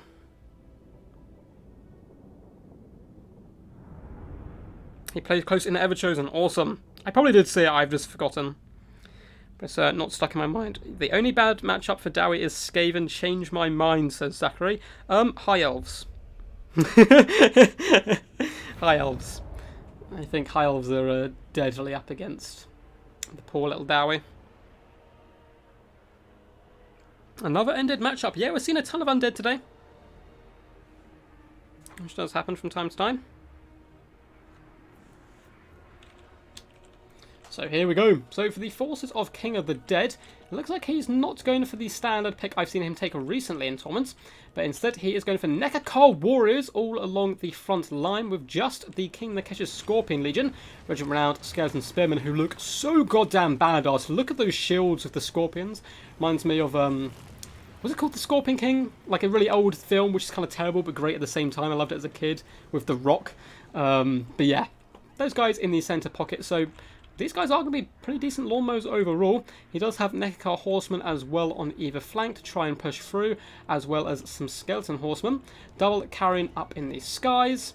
We also have I can never say his name, Hierophant Khatep on top of his mighty DJ podium here. Going to be dropping those fat beats and long-range missile fire. He is bringing Sandstorm himself, of course, Arcane Conduit, Incantation of Protection, as well as the Cursed Blades. He also has the Lich Staff with him. So good stuff all round. We also have a Tomb Prince on horse. It looks like a really good backline bodyguard. They can hunt down big nasty crabs and so forth. Triple Ushopti great bows as well, including Regiment Renowned, to try and take down any artillery pieces. Now, for the forces of Tlaxlan Soothside trying to make a comeback here, he does have the Knight Terrors, Regiment of Renowned Mongols here, which can do decent work. They do Rampage, which is their biggest weakness, and of course with 30 armor that can be very risky, but they also cause terror and can win, single-handedly crush troops as well. Very powerful unit. We have polearms and basic mobs in the front line. Cheap, cheerful, squishy, just going to be there to hold the line and soak up as much damage as possible to allow the secondary line of bombers to Kobe those shots over top, do some decent work all round. We do have the black spot as well as some more gunners as well in this back pocket, and they're all protected by a nice backline force of polearms. We also have one carronade as well as one mortar, so I feel like the coast are going to be forced forward a little bit here though. Triple Ushopti should be able to outtrade the carronade, and of course the mortar isn't very good at taking down constructs. We do have a vampire fleet, captain of vampires, kind of Invocation the Heck and Raise Dead on foot, because up in the skies we have the mighty Luther Harkin, one of the funnest characters in Total War Warhammer lore, coming in with Hornswaggle, Death Shriek, and about 15 different personalities for good measure. We do have Skeleton Horsemen in the back lines, doing a bit of a cheeky vanguard by King of the Dead. Should be some good fun stuff. Where was that mullet? I think you're thinking of the wrong YouTube, I'm afraid, man. And here we go. So for the forces of the pirates are moving forward here. Should be able to do some, decent work. Those bombers can get on the Nekar Warriors. They will delete them very quickly. I'm just very worried about these Ushopti. Looks like good luck, have fun, all that good stuff. And early mortar fire is going to be raining down on top of the Skeleton Horsemen. Not a bad pick, still doing some decent damage. They'll probably be switching their fire to the Nekar Warriors where possible. It looks like the Grand Hierophant himself is going to be remaining right in the far back. However, if Luther Harkin is allowed to get close to him and away from these Ushopti, he can simply sit above him and pistol whip him all day. But of course, he needs to get rid of the Ushopti before that can happen. Carrion simply floating around, all happy as can be. Now, King of Dead has some fantastic skirmish micro as always, so Skeleton Horsemen are going to be able to get back here. And because they crumble, they notice these mortars don't have the glorious zombie polearms to protect them at this point. So they are going to go and inflame, but it looks like Tlaxlan Soothsayer is aware of this. It looks like it's double mortars, not single, so he's going to be doing a huge amount of damage here, perhaps before the Ushopti shut him down. Both of these players moving forward with their main battle lines and leaving their back lines to kind of do what they do. Lovely Mongol play here though, coming in with these guys, of course, do have Stalk to swoop on top of the Skeleton Horsemen and force them away. Looks like the mortar should be able to stabilise here for the most part. Bombers decimating Skeleton Horsemen as well, who have forced their way into the back lines. And a lovely summon on the gunnery mob, going to be forcing back these Ushopti unless they want to take a ton of armor piercing damage for free. Bombers are moving up as well, accompanied by deckhand mobs wherever they go, which is always good to see. Horsemen have snuck into the back line. There are some handgunners here though who are going to be lacing a few shots in their direction. These guys are relatively slow to fire, but boom, some huge damage coming in there. Oh, not too much, actually just tickling the horses a little bit. In the back lines, the Knight Terrors, I always forget the names, I never actually get to see them too much, do manage to collapse some of these skirmishers and are going to pop on top of the Skeleton Horsemen. So really nice use of this unit, leaving in the back, it's stalked, your opponent tries to swoop in, so he knows he needs to take out the carronades and mortars and so forth if he wants to win the day, and you know, it's a trap, you pop on there and delete them very quickly. A big shot coming down into the black spot, doing some lovely damage. Luther Harkin being used defensively at this point, out of range of the Ushopti to clear up any backline harass. Bombers doing some good work as well. You can see a lot of the Nekar Warriors have taken huge damage here. Really not getting their money's worth because they are currently only up against deckhand mobs. There's not too much he can do with all his horsemen dedicated to the back line harass. Maybe a bit better keeping them a little bit tighter to his build, swooping around and hammering into the bombers and allowing the Ushopti to deal with the cannons and so forth. But at the same time, pirates moved up and the Ushopti needed to get into range of the cannons, of course, and they're being blocked at the moment. Nekar Warriors are getting a little bit decimated here. They are trying to force their way through where possible. The Tomb Prince is incredibly healthy and is dueling the Vampire Lord, or Vampire Fleet Captain, sorry, which is going to be pretty good for the Tomb Prince, but Taunt has been popped down on him. He wants to fall back, use his mobility where possible.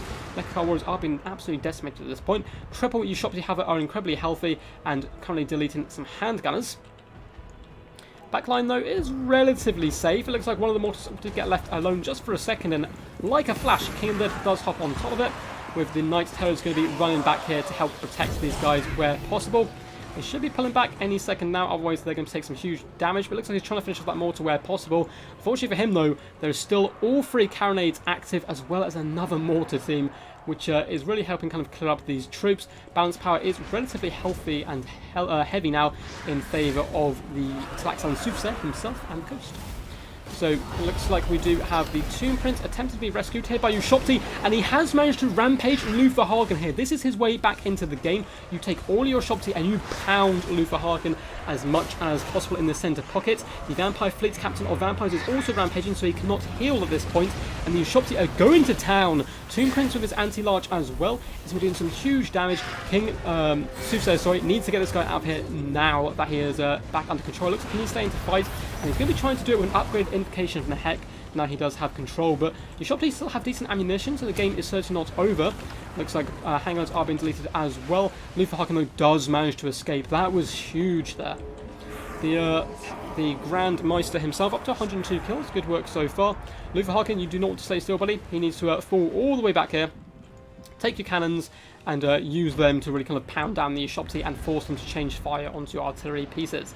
I think this game is managed well. Soothsayer is still in the ascendancy and should be able to pull it through, but there's certainly, you can't give King Dead any kind of opportunity or gap to get back into the game, because he will take it. But down goes the Tomb Prince, and it looks like the Vampire Fleet Captain has managed to sort herself out a little bit. These Ushopti are still constantly summoned, so they are of course going to be deteriorating. You can see by the orange glare around them. They will be disappearing relatively soon. They're doing some great work. They did some huge damage to Luthor and are pulling down these bombers. But the Night Terror is still pretty much full health, which is some scary stuff. All that King Dead has left is King Nekitch's Scorpion Legion, which to protect this back line. I mean, Ushopti aren't bad in combat, but they will be dragged down by sheer numbers. And of course, the Grand Meister himself not particularly great in combat. Night Terrors though take a huge burst of damage and are rampaging, but to be honest, they're going to be rampaging towards Ushopti regardless. Chosen Gods taking some cannonballs to the face here as well. Bombers as well trying to do their nasty work onto King Nekitch's Scorpion Legion. You can see the amount of damage they take. Bombers are so goddamn good. I love seeing them in action. Night Terrors have for some reason kind of bubbled over this way, which is going to force them all into a nasty spell actually there.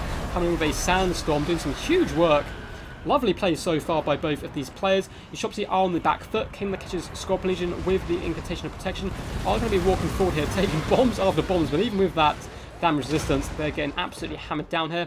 Luthor is simply going to wait out the ammunition of these pesky Ushopti, and then he can sit above these guys and pistol them. He has a ton of ammunition left. We do see a late game summon that was kept in reserve by the zombie pirate gunnery mobs. He'll be turning and just doing some free value. It's always good to see. Cannon incredibly healthy and a ton of ammunition as well.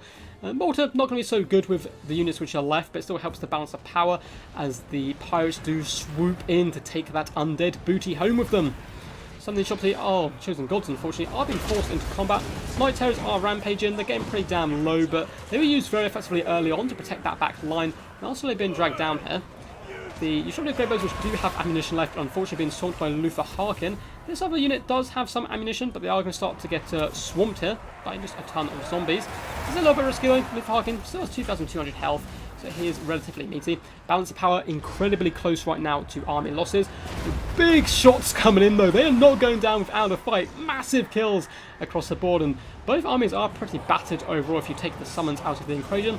Lovely shriek coming in by Luthor, and unfortunately Kotep does stand alone on top of his glorious pillar here, and up from the skies comes a terrifying form of Luthor, who will tear him down. So this is going to go 1-all. What a set of games we've had so far. Both semi-finals going all the way. King of Dead losing to Tomb Kings, therefore I'd see the day. That was crazy, guys. That was crazy. What's up, Aristodemus, man? Hope you're all good, dude, man. You've missed some crazy games unless you've just been lurking. That was insane. That was some insane stuff. So this is going to be going to 1-all here in this second semi-final. So who will be facing Inticity in the final? Who managed to scrap through, of course, 2-1 up against Tank. This is some glorious stuff. GG, well played. So we are going to be going to the final map here, which is Mirror Woods. Boop, boop. Mirror Woods. Sooth to pick 3, and King to ban 1 and pick. Yeah, Yeah, because Soothsayer won game 2. Awesome stuff. That was insane. You're back, man. You just missed a crazy game. It was insane. But back to 1-0 in this second best of 3. I'll come and chill with you guys in a second, so any questions feel free to ask. I'm just going to make sure these guys are all good. Looks like they are. Check Discord. Make sure we have no questions. No, looks like we're all good. Oh, V-Claw, you're an absolute champ, man. Thank you so much for advertising my this stream in your Discord. Thank you so much, dude. I'm always a bit worried about advertising other people's Discords if they don't have like a self-promotion section or something, because I don't want to kind of overstep my bounds and stuff. Coast OP, please nerf. Coasts are incredibly powerful. If you speak to Zeus about it, he will like hand on heart claim they're the best in the game, and like he's got the results to back it up, of course, as well. Grim versus Grom, Arkan versus Setcher, Franz versus Count, Hiles versus Coast campaign when... Oh! Yes, I'm going to hopefully be doing a duos campaign with Creepy Videos here, who is actually a Zeus in disguise, but I'm doing a Imric campaign first, which I've lagged behind a little bit on just because I wanted to get the tournament stuff out of the way first. Oh, Sooth is playing Go Sooth, QSA forever! Yes, Sooth is, yeah, he was on the back ropes, but he's managed to fight his way back in here. No, Robert Dark Turin is clearly the only Total War streamer in existence. Some people think so, man, but he's great. Like, I love his videos. I mean, he's what got me into, kind of back into Total War in general, and make me want to make my own YouTube channel.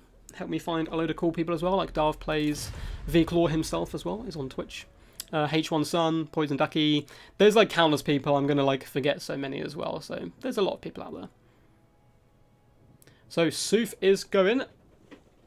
Greenskins, Empire, and Dark Elves. King of Dead is going Coast himself.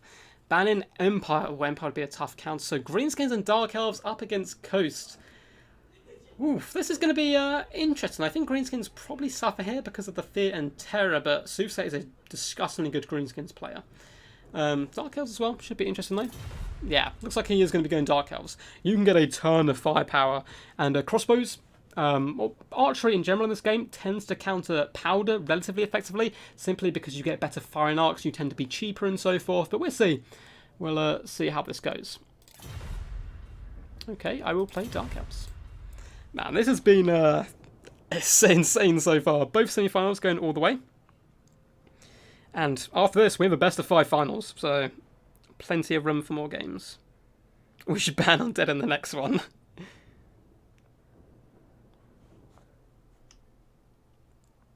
Indeed we should. Undead 2 OP. Nah, they're pretty good, but I don't play them myself, so I find them relatively hard to counter them sometimes. I even don't really like facing vampire counts, just because I need to get practicing with them, and obviously the best way to kind of know the counters to a faction is to actually play them, because you understand their weaknesses a bit more, and how other people exploit them, and all that type of stuff. But yeah, hope you guys are enjoying. See like a few new people popped in and people pop out and come back and stuff. So feel free to hit that big old thumbs up if you are enjoying. Super helps promote the channel and push it out. And feel free to subscribe if you are new. We're slowly pushing towards 700 subs, which is some pretty crazy stuff.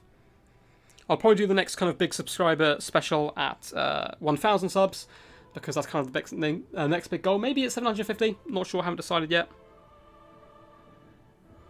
Yeah, I mean, handguns, I meant in like general, but handguns in for Coast, of course, are really cheap. We saw Coast versus Counts earlier, Aristo. Oh, my housemates are cooking and I can smell the food. It smells so good. King is ready. I might actually celebrate finishing the season with a takeaway. I really shouldn't, because I found I got one earlier in the week, but I may do. Or kite them to death. Kite everything to death.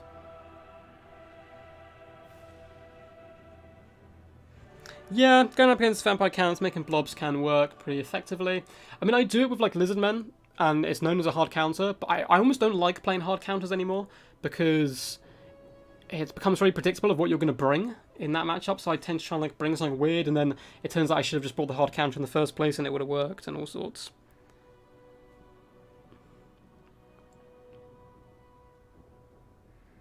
So we just need Counts versus Tomb Kings. Yes, we haven't had Counts versus Tomb Kings yet.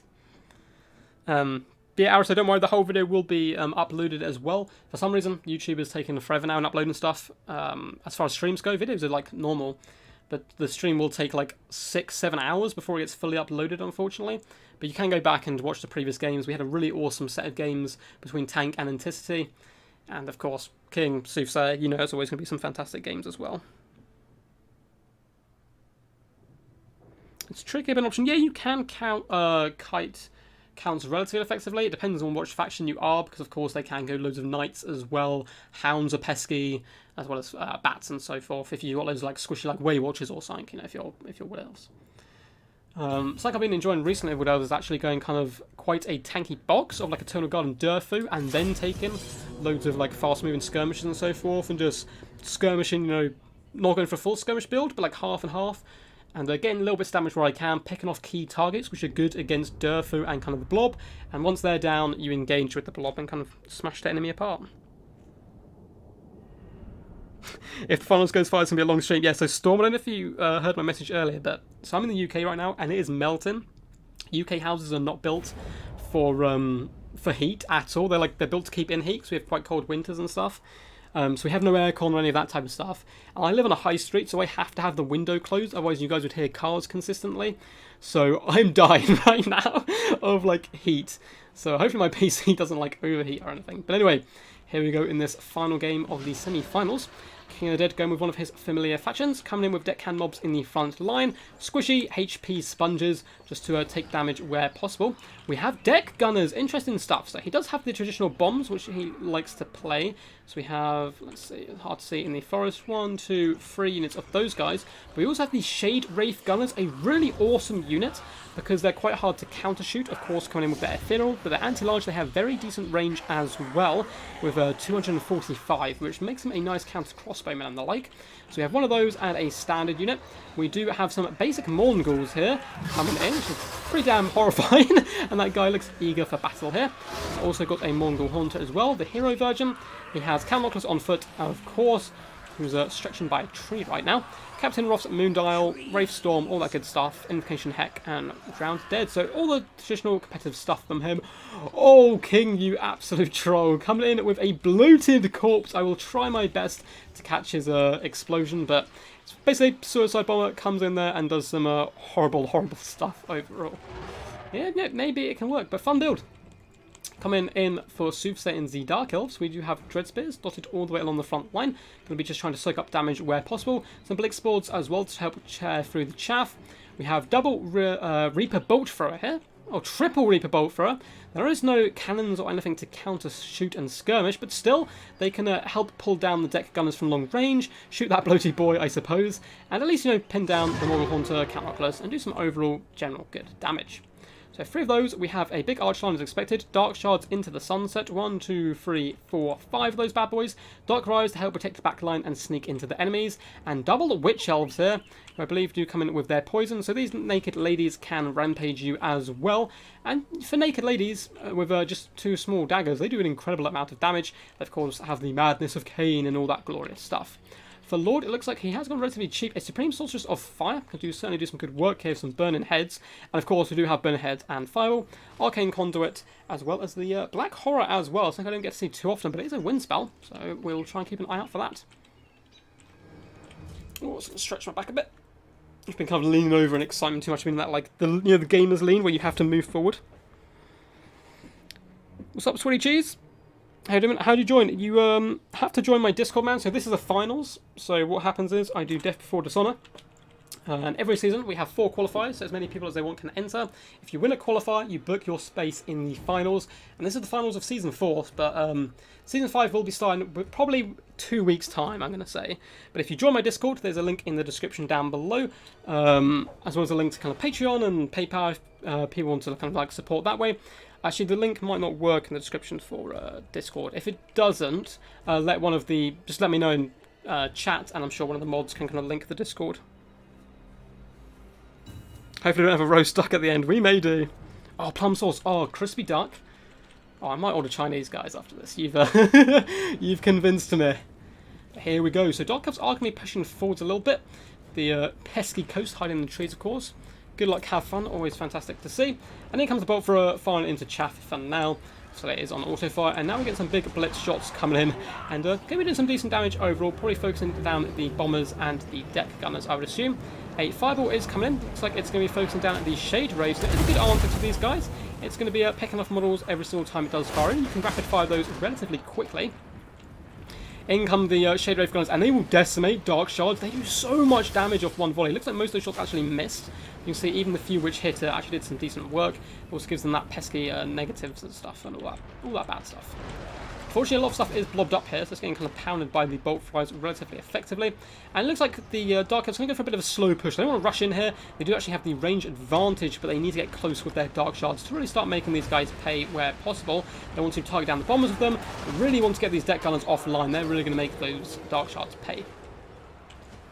Over in the trees, we do have Dark Riders being caught up by Warhammer Scovy Dogs here, and Dark Shards will be able to beat them if they get the charge. But if they get counter-charged like this, it is a bad day. Polearms as well slowly coming over to try and assist, as well as some Dread Spears. We are going to get a fat burning head down the line, and it doesn't look like King notices this. Oh, this is going to be disgusting, but it does start to move slightly to the left. This is like I noticed the burning head does. It's really frustrating. It actually might help it catch some of these bombers and so forth. Oh no, it's just going to roast some polearms, so at the end of the day, they still managed to catch a huge amount of units, but perhaps would have been better used on the Shade Wraith gunners. Of course, getting that nice magic damage in here. Dark Elves taking a ton of damage on the assault in the back lines as well. Some fantastic Scovy Dog play has managed to shatter some units. Dark Riders desperately trying to protect their Dark Shard investment, but these guys are getting deleted here. Witch Elves are hanging back as well. I mean, they will decimate Scovy Dogs, but they're going to have a hard time catching them. Dark Riders are coming for a thunderous downhill charge into the polearms. Should be able to do some nice cycle charge here and hit these squishy units. Looks like we are going to see a second. Oh no, looks like it was. Oh, this is the ability here. The magic item coming in from the sorceress, and it seems to follow the units here, doing some huge work with these area effect abilities. The Shade Wraith gunners, though, getting so much work done in 28 and 28 kills. Really roasting down some of these troops down. Mongols have pushed into the front line on top of the Dread Spears. It looks like these Dark Shards don't have too much protection right here. They need to fall back. And Bombers decimating Dread Spears all around the place, but we do have some sneaky Bleak Swords hunting their way through the back line, but the Bloated Corpse is still alive and active. I actually completely forgot about that guy. Bombers are being taken offline here. Very, very closely contested game so far. Supreme Sorceress is duking back and forth now as she does take one or two shots. Mongols slowly being pulled down, but a lovely indication in the heck. And in we have another burning head coming down, used on the bombers. I'm interested to see why he's not using it on the Shade Wraith gunners. It looks like he's just trying to tank the damage on his Dark Shards, perhaps, which I suppose is an option. The Bloated Boy has been spotted, and he's going for it, guys. So I know there's a hotly contested battle going over here, but I know this is secretly what you want to see. The Bleak Swords best be trying to run downhill into the bombers to catch up, but in comes the Bloated Corpse, and a glorious leap. Kaboom! It didn't seem to do its animation and dive in, but decimating these Bleak Swords, protecting this back line. What value coming in there by the beautiful Bloated Corpse. Dark Shards have fled to the trees there, doing some nice focus fight down on top of the Mongol Hunter. He is rather squishy, so that's a nice pick, and he of course has been rampaged here. Zombies are getting cleared up as well. Nice summon in the back line. Dark Shards are still consistently getting pounded, and Count Knuckle is full health as well. Rear Bolt Throws, though, are only one left active, so looks like some good Scovy Dog play so far has managed to hunt them down and harass them as much as possible. Deck Gunners are still both fully online and active. Scovy Dog's finally been shut down here. I honestly cannot tell who this is favouring right now. Balance Power is dead even as we go into this game. What a game so far. Dark Riders been put in their place as well in the back line, which means these bombers are going to be healthy. It looks like Bleak Swords may be able to come back here as well. And Dark Elves have now finally managed to kind of, shut down some of these ranged units. Dark Riders are hopping down. They need to get actually moving. It looks like they're just kind of sitting still right now, but they did manage to club some deck Gunners need to help back here, decimate these bombers as quickly as possible. Shade Wraith Gunners are desperately trying to skip, and it looks like Dark Elves may be slowly gaining the upper hand, but this has been crazy close so far. Count Knuckles as well, you can never count him out when he's on foot. He's so goddamn tanky.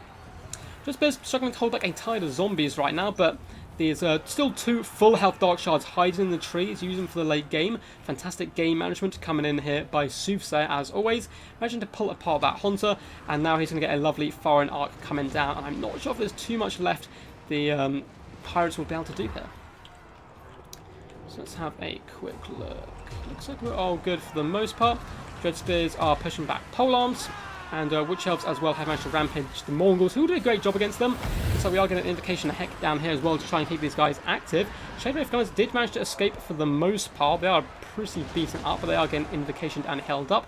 Dark Rise have been shut down in the back line. They managed to hop on top of these bombers and do some good work, but they have been forced off now, so these bombs are going to be active once again, but 2 healthy Dark Shards left. I think it's going to be too much here for the Coast to deal with. Supreme Sorceress of Fire as well, if she's careful, shouldn't be caught realistically by Count Noctilus or any of that nice stuff, but she does get sniped. It can turn to a nasty game. Unfortunately for the King, the Shade Wraith Gunners are being put in their place here, down to just 68 health, even with that invocation of the heck that was placed on them earlier. Minus 26 leadership, they are going to disappear, and they've lost a lot of their firepower now. However, there's a nice pocket of strength here if these guys can be healed up effectively. In the back line, somehow King has managed to keep these guys active for an incredibly long time. Dark Rise, though, popping in on top of the bombers, shutting them down, doing some decent work, and a combination of Dread Spears and Overwatch Fire from the Dark Shards should be able to finish down the polearms.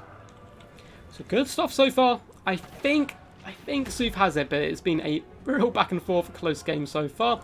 The Bolt Fry still active, up to 47 kills, launching some shots in here. Looks like maybe a bit of friendly fire as well, as the Dark Rise are put in their place once more.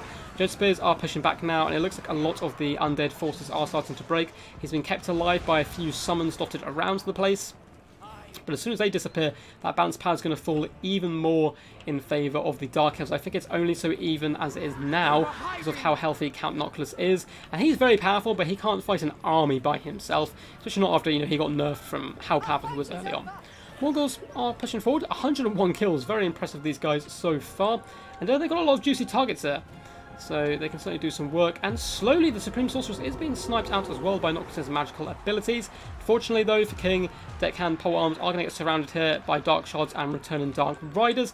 Put in their place, there's no range support left, so it is simply Noctilus versus the world, which happens very often. Mongols do come in for a frontal charge onto some braced Dread Spears. And looks like they're going to be trying to pull back where possible. They are going to get poked down a little bit. There's still some engagements going on as well in the distance. Reaper Botfire crew have left their machines. They should be able to hop on top of some of their ally ones though, and do some decent work that way. It looks like that may be just what they're doing here actually. Oh no, they're going to continue to run. And yeah, Dark Shards, going to do some nice Overwatch Fire. All he needs to do here, finish off the Mongols, and then you can just fill Count Noctilus with arrows and fireballs and the like. And yeah, Mongols desperately trying to dart left and right, but minus 6 leadership.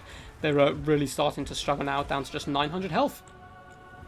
Yeah, Dark Shards over here going to be rallying to the Supreme Sorceress. Rally! Rally to the Queen! And do their best to take down these nasty threats. A big old fat fireball does come in as a swing and a miss. Looks like there was some nasty magic being considered by Count Noctilus, but no summons or anything have gone down, as the Dark Elves dominate the battlefield here and are looping around. Looks like we actually have... Oh no, they are fleeing. I saw on the map that there's a slink in the distance, but it is gone. Mongols do have an invocation popped on them here, trying to keep them active. 102 kills, and I'm loving this fight to the death by King here, going all the way and trying his best to bring these guys down. But look at that archer fighting, it's just too much. It's too much. You can see the Hailing Cap is nearly here. King desperately trying to juke back and forth and keep his troops active. He's going to be swamping in on top of these Bleak Swords and routing them off the field, but as you can see, nice position. He has the complete surround. He's firing arrows from all directions. There's no way King can shut them all down. If he blobs on one, they can simply fall back and get kited while the rest do shoot in and do their damage. Mongols going to be trying to feast though on some of these Dark Shards, and they're getting in there, doing some decent damage as well. Might boost their morale a tiny bit, but minus 17 is looking a little bit rough. We do have a fireball coming in, swooping around the tree from the glorious arc, and hitting Count Noctilus here, doing some okay damage. He's going to invocation himself up here, and I mean, nah, there's just too much arrows. He can go toe-to-toe with Dread Spears for absolute days, as well as Dark Shards in combat and the Supreme Sorceress, but the ammunition is too much. He can try and juke as much as possible, and of course it comes in with 95 armor and so forth, but I think it's not going to be enough. Mongol is down to 360 health. Witch Elves going to be running here. Possibly just trying to rampage them. I mean, even if you just have 21 Witch Elves, it's probably best to try and rampage Count Noctilus so he can't dodge anymore. But the Witch Elves get shattered by these Mongols. They are fighting to the bitter end, and I absolutely love it. 109 kills is some really impressive stuff. Looks like Noctilus trying to dart behind the tree before hunting down the Dark Shards where possible. But I think it's all going to be in vain. The Mongols are starting to crumble at this point, down to 86 health, 75, 65. It's just dropping at an alarming rate right now. Someone give the Supreme Sorceress a medal, absolutely carrying her army. Huge work with her burning heads here. Up to, oh my god, I didn't even look at the kill count there. 326 kills. I do like the burning head on the bombers instead of the not deck droppers, the whatever they're called, the guys with the big guns. I never really see them, and the shade wraith guns and so forth. Because, you know, the bombers could have been a real threat, I suppose, and it did allow him to push into the back lines before shutting those guys down. It did make him take a huge amount of damage, unfortunately. Looks like a king is unfortunately trying to juke here, but he is going to have to push in and attack. And we'll let him know in just a second if he continues to juke. I believe it is his last troop. King, you must attack, I'm afraid.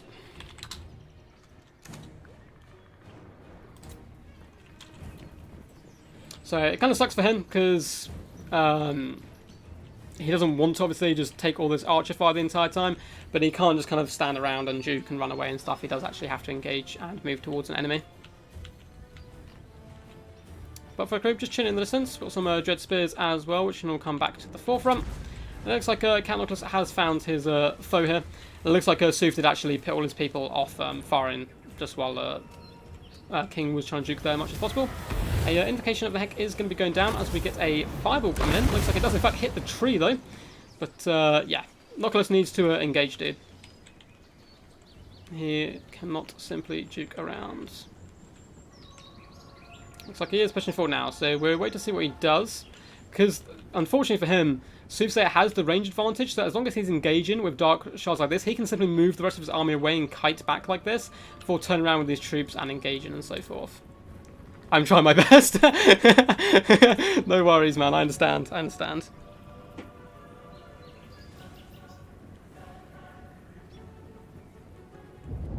And he is going to be dropping. It wasn't like Blaine, he wants to dodge, which is fine, but unfortunately when you have a single unit left like that, you can't, like, he kept moving backwards as well, you do have to go towards. I should not have dragged it out. No worries, man.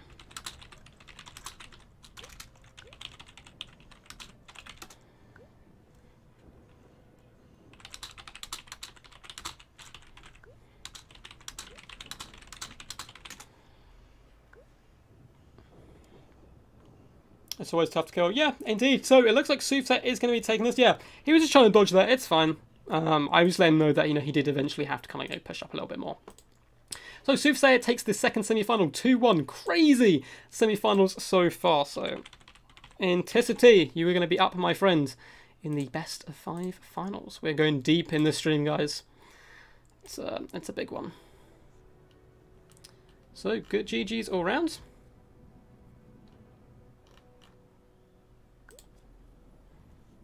I think Notty still could have won. Not with the archers, I don't think, but I mean, if he just, you know, sat there and kind of juked the whole time, possibly. He can't catch anything, it's true, but you still have to attack. Those are the rules, I'm afraid. Yeah, people need to sort of run about the attack and roll. Like, I'm going to do it as well from kind of my own judgment call, I suppose. And yes, it is to prevent single entity charge and so forth, but the rules are the rules, and they still do apply to, he did have to attack there. He could not, for example, hide behind the tree and wait for Sooth to run out of ammunition. Like, he did have to push. Which is fine, but in the end, maybe he could have dragged it out, but there was so much, even Dark Shards in combat would slowly drag him down. Best of 5 finals time.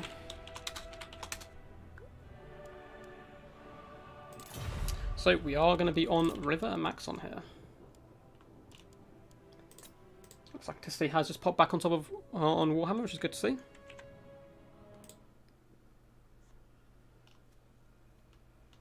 Checking my Discord, make sure we're all good.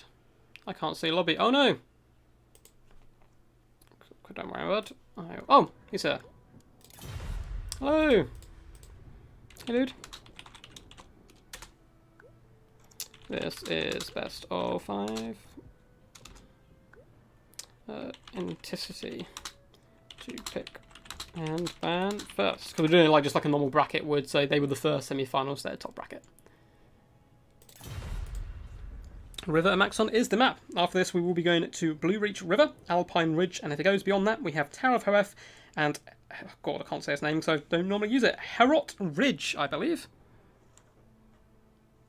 Yeah, people need to, yeah, just chill out, guys.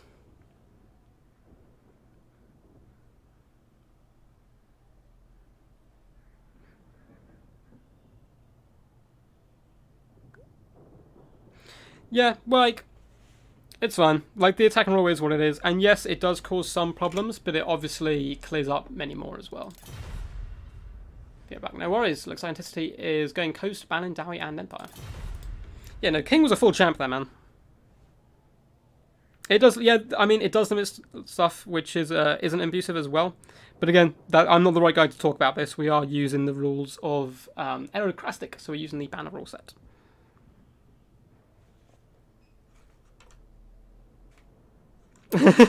Soothsayer is moaning about having to play too many undead. That's kind of funny.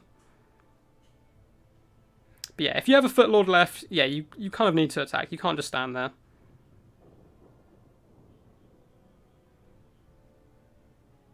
What's up, Samuel Steed? How's it going, dude? But yeah, I'd rather just talk about how good the games were rather than, like, you know, breaking down rules and all that rubbish. But yeah, hope you guys enjoyed. That was a crazy set of games. King of Dead played absolutely out of his skin there up against Soothsayer. Nearly taken it. I thought he was going to as well at one point there. I managed to win the first game, but unfortunately going down 2-1.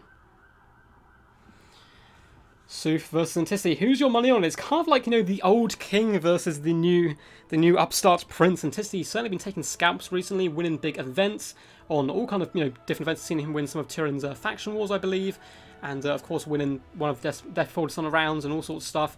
And Soothsayer, the OG, the Slan, the first generation. So it looks like we're probably going to be seeing Dark Elves by Soothsayer. He hasn't said yet, but he's currently sitting on them.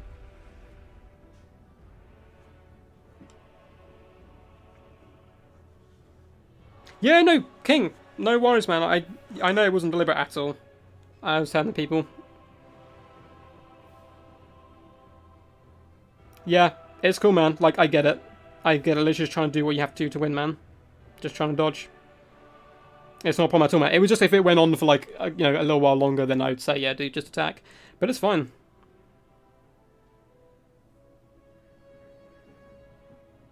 Yeah, like, I had the same discussion on Darv's stream the other day.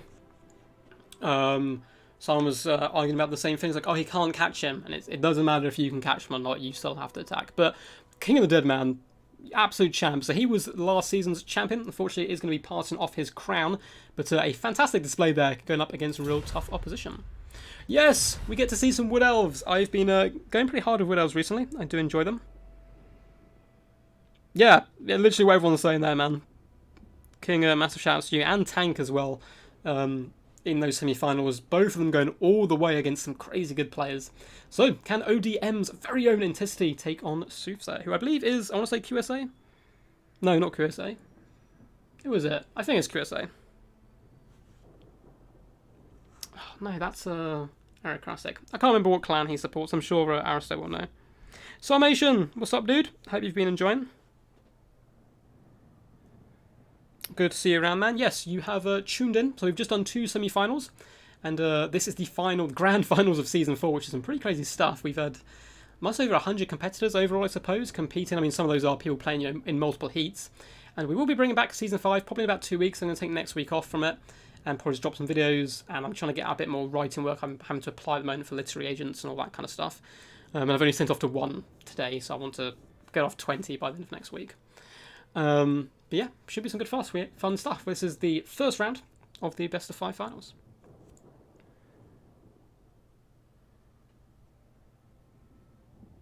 Soothsayer's my hero of picking Wood Elves into Coast. Will the Wild Hunt return? So there's a couple of ways he can play this. He can go for a Mad Rush with Wild Riders, Dryads, full Vanguard, and just body them. Or you can go mass Deepwood Scouts, for example, and just try and outshoot your opponent. It's pretty tough, though, to do that, especially against Anticity's gunplay, but I believe recently Falcon did the double over Antiquity of Wood Elves in the faction war, doing both of those formats, so there's a little bit of a gamble there. You can mix and match it as well, but it'd be interesting to see. Banner.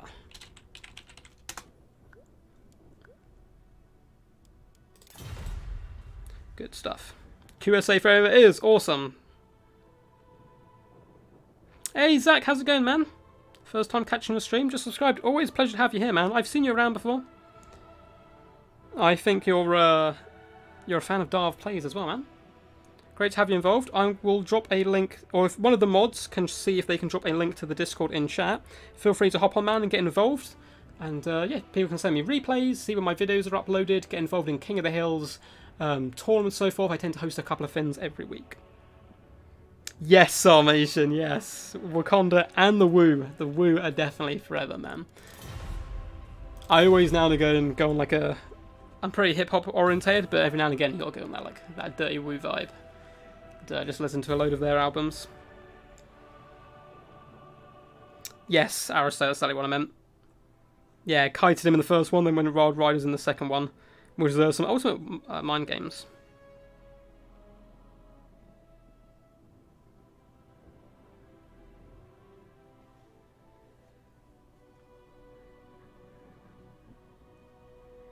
All good stuff. Darth Pendragon!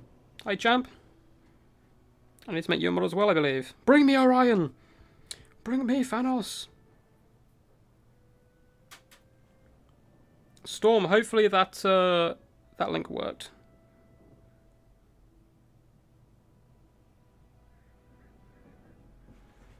What a question. Haven't you seen some of his tournament results? He is clearly the brains behind the success. Of course. Yes, Zach, I've seen you around, man. I've seen you around, dude. I'll drop a link to my Discord quick, because unfortunately the one is expired in the section down below for some reason. Which is odd, because it shouldn't do. It's meant to be set for forever. It isn't.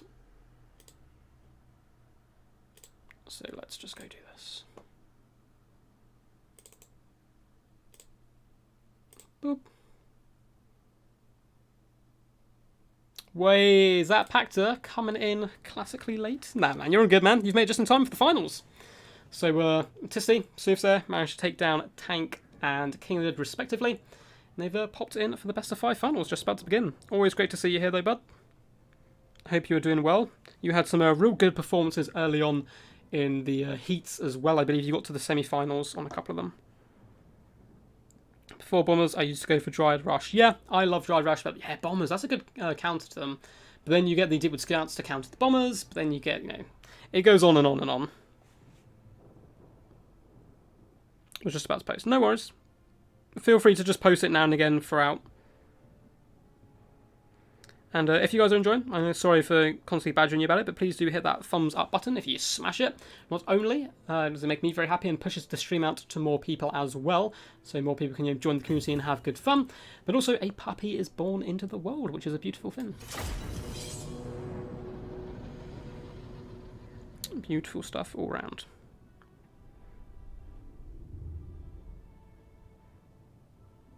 Only way is Treekin.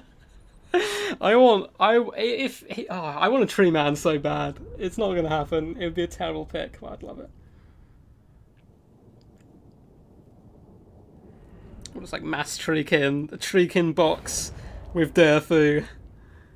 Yeah, some hilarious stuff. So, looks like he's prepared for a multitude of outcomes here. So, Intisty, leading the forces of the vampires as expected, is going for Count Noculus. This time he's on his Necrofex Colossus here, coming of course with the all the summons, the Moondar, Raised Dead, Invocation Heck, all that standard stuff you see. He does have triple deck gunners now. These guys originally were considered pretty bad. They're really good in this matchup simply due to they have quite a decent amount of damage output, but they have a long range of 245, so they can outrange the Archer core of the build.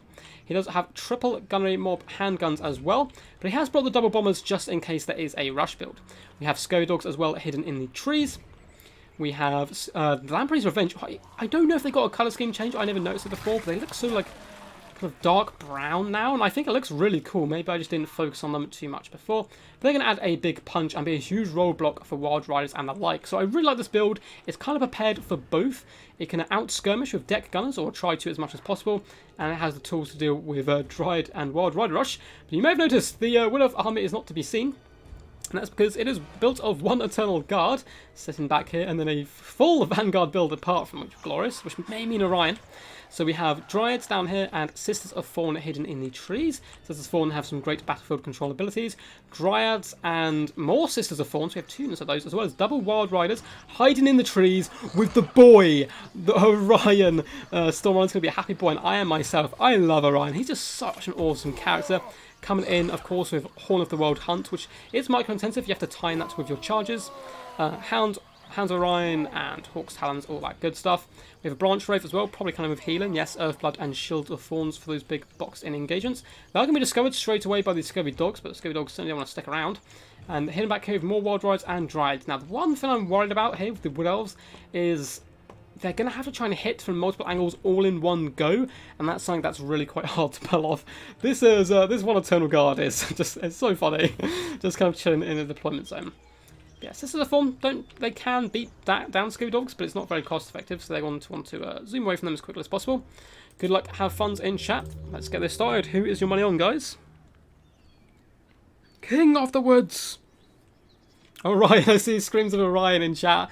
Yeah, Screamer Freedom if you want the Wood Elves to win, and make gargling zombie noises if you want the Undead to win.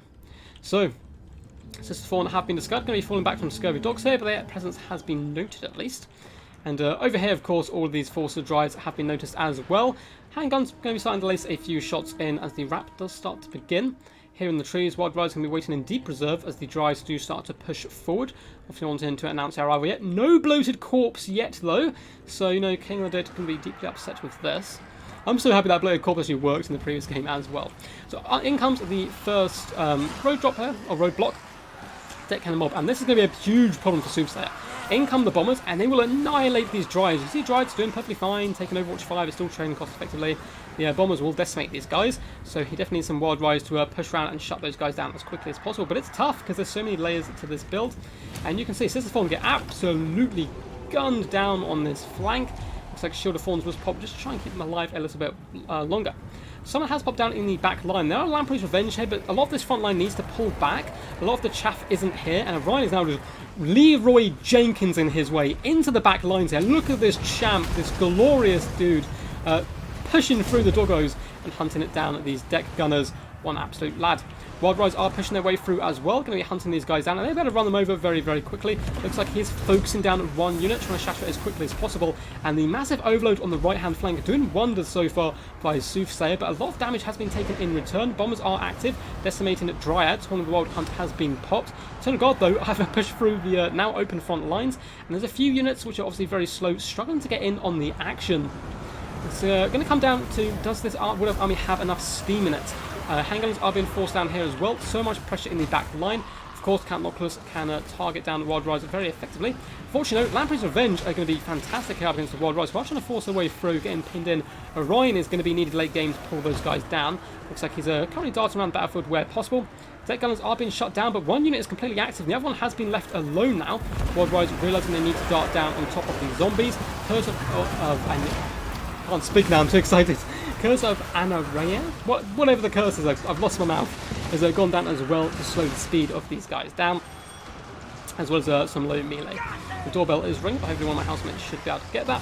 Handguns being forced back, Branch Wraith as well doing some pretty decent damage. Dryads helping mop up Scurvy Dogs here as well. One unit of bombers is still active. Wild Rides need to get around there, and some fantastic micro so far. This is so goddamn micro intensive by both players, but it looks like the Wood Elves slowly gaining the upper hand. These gunning mobs are only summons here, and of course there's a lot of summons around. He needs to basically ignore them as much as possible. Looks like Wild Riders are still going relatively strong here as well into the late game, which is some very scary stuff. Earthblood's coming down as well. All the handguns are being shut down. These bombers need to be shut down. Looks like Dryads are focusing them as much as possible. All those Scurvy Dogs are there for support. And it is going to end up being Count Noctilus and the Lamprey's Revenge against the world. Can they do enough damage early on to break the back of this army? Unfortunately, though, for them, Orion is going to be meaty. He is basically full health at this point, only taking a few shots. We are going to see the Hawk's Talon coming down as well, doing some nice air effect damage. 52 kills to Shabby himself. Popping through here, trying to break and slam down these units as much as possible. Wild Rides have been pinned in here, although it looks like they are trying to shut down a summon of mobs. Another summon coming down as well. Summon's so goddamn powerful. Maybe able to overrun these Wild Rides who need to fall back, but it's tough to get through all those bodies. This is the Fawn have pushed around the flank. They need to shut down these bombs as quickly as possible, who are doing devastating work in the centre pocket. Just 75 kills, and this is what I'm talking about. The Wood Elves starting to run out of steam. The constant summons slowly dragging them down. Dryads being forced off. Wild Riders are terrified as well. So this is the Fawn coming in here and slowly taking apart this force. It could turn out to be Orion versus the World in the end. I thought it was going to end up being the other way around, but there's still a decent amount of Wild Riders left, and Earthbloods are coming down, trying to heal them up. Camnoclus, obviously a good counter to them, and there's a ton of summons left as well. Wild Riders are going back in after the Lamprey's Revenge. Not a good engagement for those guys, unfortunately. Dryads mopping up some handgunners in the distance, and Orion is still going relatively strong. They're slowly getting a bit too bunched up here, the Wood Elves. Need to, do exactly what he's doing here. Bounce over, take out the bombers, club all the chaff, and then you come in to deal with Camnoclus and Lamprey's Revenge after death. In come the Wild Riders though. Looks like they're going for a big alpha strike on the Lamprey's Revenge. I think it's not going to go too well for them though. Orion is starting to work his way over here. Now, if Hall of the Wild Hunt did got popped, okay, so that can do some decent damage on the charge. But these guys are going to be falling back once more, and Orion is coming. He's a pretty decent combatant to take down Camnoclus, but at the same time, you might want to focus down at the Lamprey's Revenge first, because each hit he does have the potential to take down a model there. Bonstrafe is still going strong, and she's still a very decent melee combatant into the late game. One unit of Systems of Fawn here is managing to destroy all of these units here. Fantastic work overall. And it looks like Wood Elves a little bit sketchy there, but are back in control. Some rallying Dryads need to come back just to try and inflict as many casualties as possible, but I think Orion's going to be able to hard carry this as much as possible. Wild Riders can do okay burst damage, I suppose, with consistent charging, but they are going to struggle a little bit to take down the Lamprey's Revenge. Just need to get Orion, hunt these guys down, and finish them off as quickly as possible. And of course, Orion does have Cloak of Isha, so even if he gets low, he basically becomes indestructible and gains a ton of health. And he'll be able to take down these crabs pretty effectively. Wild Riders doing effective cycle charging. The leadership are starting to break on these crusty crustaceans. This is the Fawn, up to 102 kills. This has been a brilliant game so far by both players. But the Wood Elf Rush, it seems to be the answer to take down the box, but you have to be so good at micro to make this work. It was made to look very effective by Soothsayer, but if your average player goes up against Antiquity and tries this, it can really backfire quite quickly. Orion getting a nice Earthblood hail off, is going after Lamprey's Revenge. These guys are getting close to crumbling now. In fact, they are crumbling. Down to 1,800 health. Noctis trying to stand firm and snipe out Orion as much as possible, but I don't think it's going to matter at the end of the day. And it looks like Soothsayer is going to take this best of 5 series first game. Freedom! Freedom! King of the Woods indeed. And a lovely summon coming down though to see strapping to the death there. Trying their best. Bonstrafe as well can still put up a decent fight and try and help chew through the chaff a little bit. Up to 69 kills away. And yeah. This form going to be looping around now. Probably best to just honestly consistently cycle charge Lamprey's Revenge. Looks like they are trying to escape some pole arms at the moment. But Orion, still incredibly strong, hasn't used his Cloak of Isha yet either. Looks like he's chasing crab. Crab's on the menu, boys. And these Lamprey's Revenge are get destroyed here. It looks like they are not quite down for the count yet. 400 health, but minus 16 leadership. They're probably going to crumble into the dirt. And Orion, he smells victory. He smells the freedom. And he's going to be poking at Camnoclus with his mighty spear. Looks like a bit of a swing and a miss there. May club a zombie or two. But yeah, down to 1,000 health, minus 117 leadership. Armor losses has set in. And there is basically nothing left for the Wood Elves. They're completely depleted here. But Orion, he blows the horn of the Wild Hunt in the deep one last time. Takes down the mighty and treacherous Count Noctilus.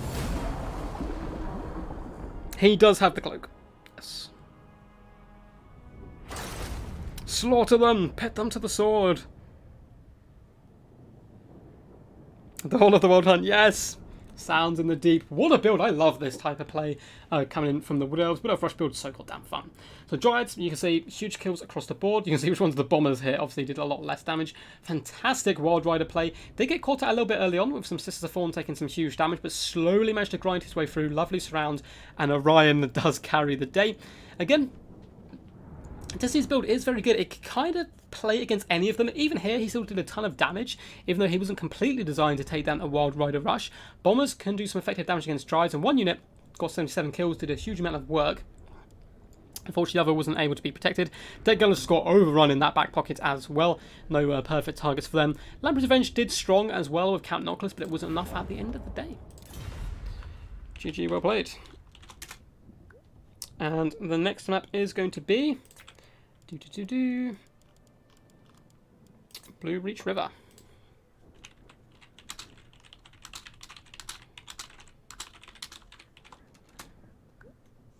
Let's update the scoreboard before I forget. Soothsayer taking that first game. And soon we shall be here.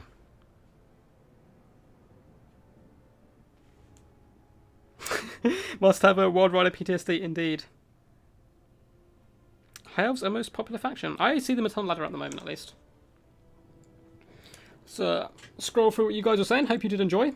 That was a pretty awesome game to set off this best of 5. Freedom, indeed. The wild hunt begins. It looks like we had a load of Wood Elves fans there.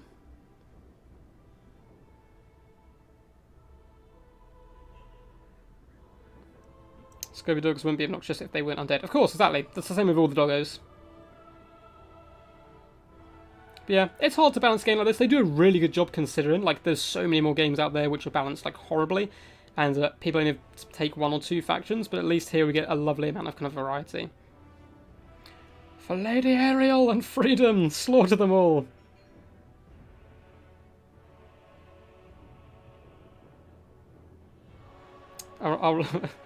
Ariel wants a new room in the Oak of Aegis, so Orion needs to collect wood. Indeed. Oh yes, we're getting to see some prime Soothsayer here, bringing the Lizard Men, which is always awesome.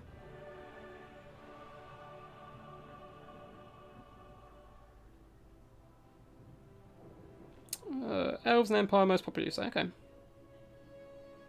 When he sees a stag in real life, he'll run and hide. I actually have stags near me in Bushy Park. They just wander around. They're very cool, though.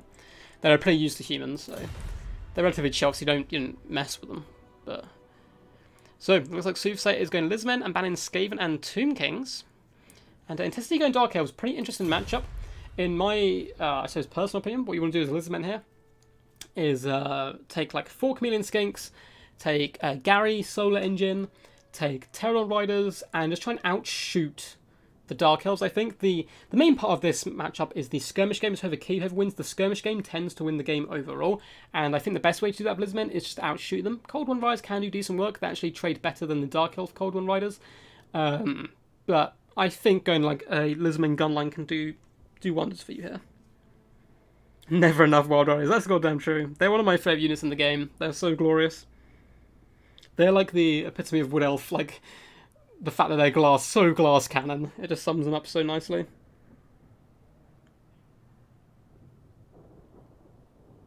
Yeah, I can see Empire being really popular. Like, people kind of, I suppose, relate to the human struggle of it and want to play as them.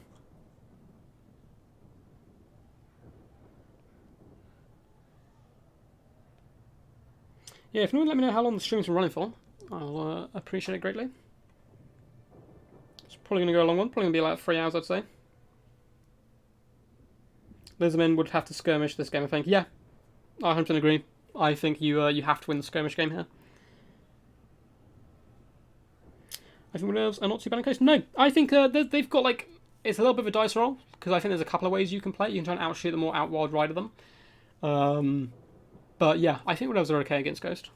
I don't think it's like their best matchup or anything, but it's pretty cool. I would like to see how Wood Dancers performed here, just because they would be able to carve their way through very quickly, but at the same time they're lightly armoured, so take damage to zombies, so is it worth it? I don't know.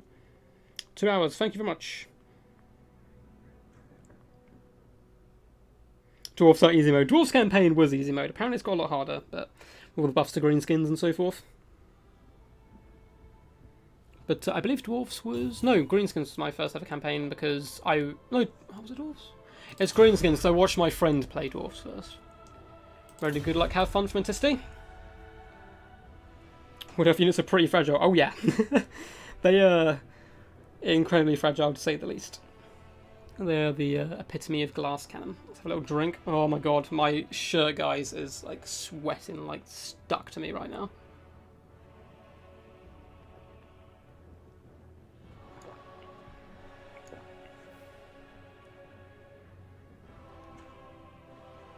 Wild Riders have silver shields and physical resistance, don't take too many damage from guns. They're still relatively low health pool and stuff.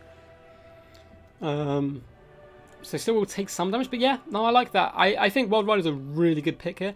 You obviously have problems if your opponent goes crabs, but that's risky in case they've got Weight Watchers, and you know, it becomes a whole circle of back and forth and ifs and buts. Just going to double check Discord. Looks like I have a message on there. Oh no, it looks like we just have people joining. I'll have you all know I'm quite civilized. Nice one, Red Salamander. Nice to see you guys joining. Oh, you gained quite a few people this stream into the Discord, which is always good to see.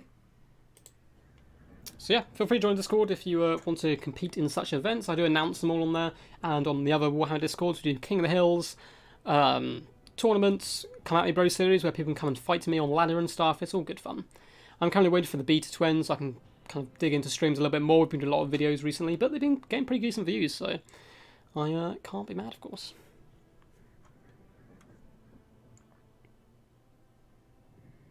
I'm not sure there are a lot of Dowie maniacs who would first pick Dowie into anyone. That's true, Dowie a good counter pick, I suppose. Yeah, that's the problem. Like, Dowie are really good against one or two factions, but they always get banned, and you can't really go first with them because they have quite a lot of weaknesses as well. But if you want to learn about the Dowie, definitely get in contact with A-Move. He's an A-Move hacker on all the Discords and so forth, and he's a Tehinawin, the Red Host in chat. He has a Dowie guide alongside Eumenes, which kind of goes over all the builds, all the matchups and stuff, and it's very good stuff. So here we go, second game of the best of 5.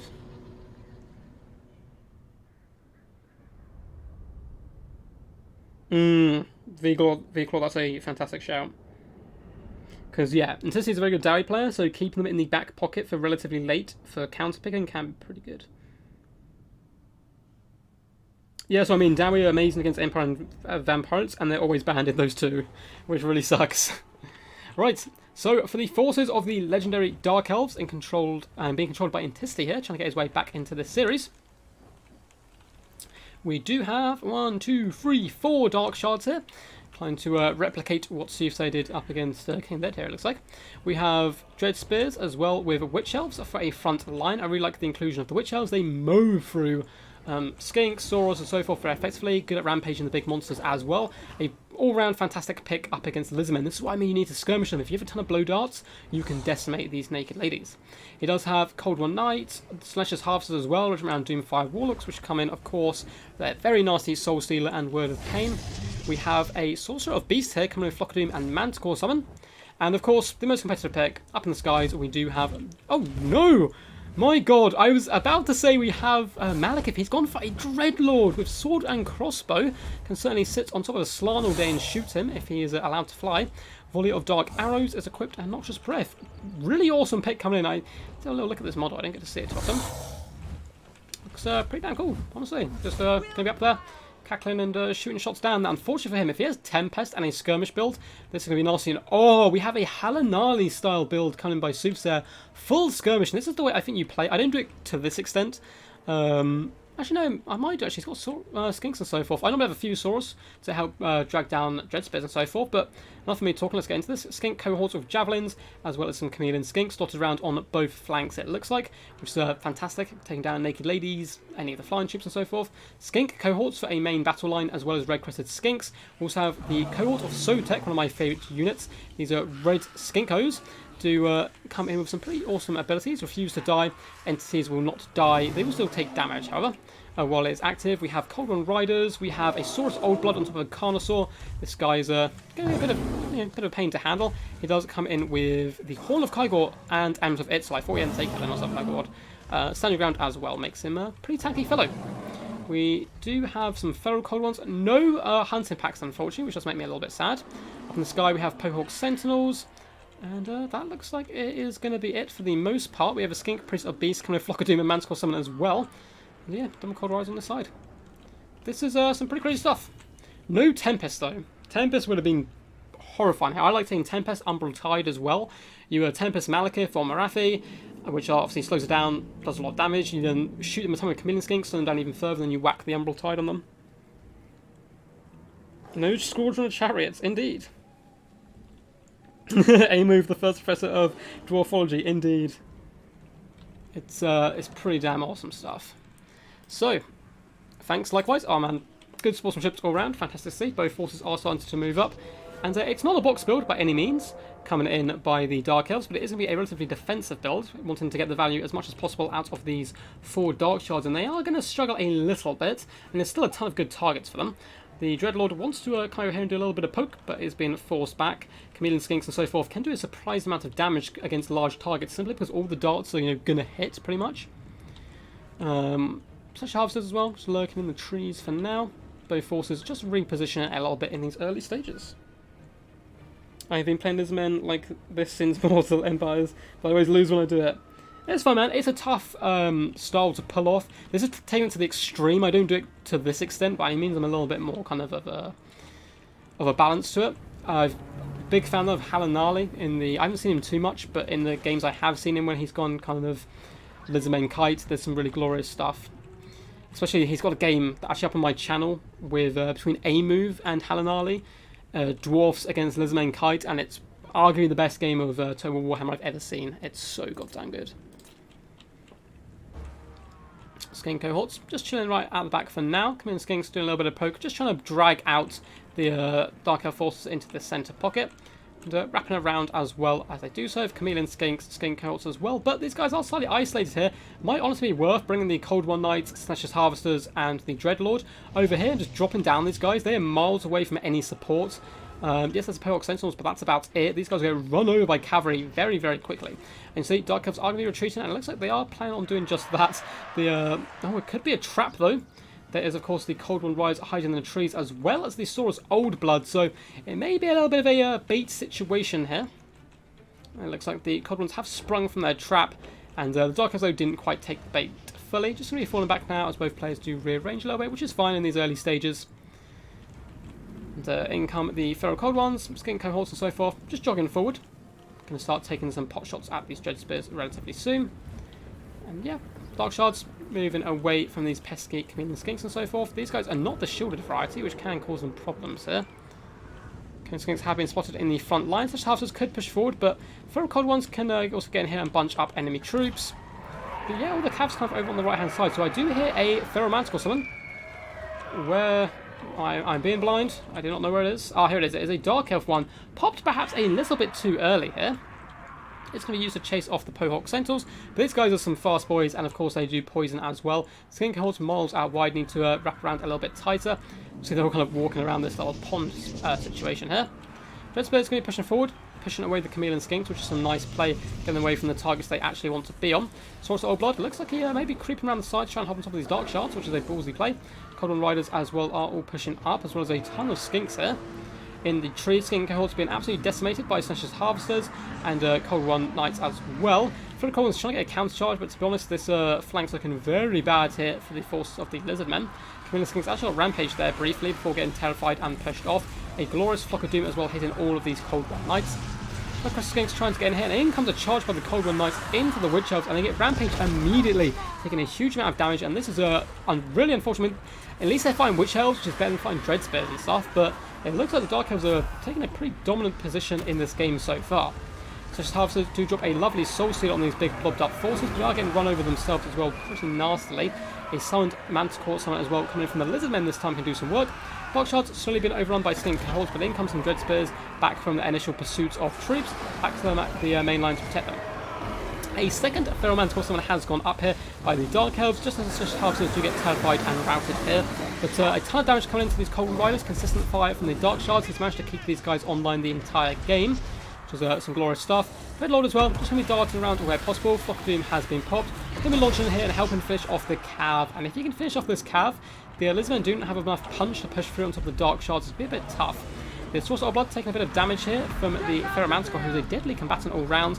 As we can see, Cold One's running for the hills in all directions from both forces here. And lovely play here though by Soothsayer, getting the Curve Sotic into the back lines. These guys are incredibly squishy. They want to pop their Refuse to Die as they have, because they will be rampaged, of course, by these Witch Elves, Chameleon Skinks as well. Pressuring the Dark Shards here. Dark Elves getting pretty tight in this little box here as the Lizardmen do start to swoop in from all angles.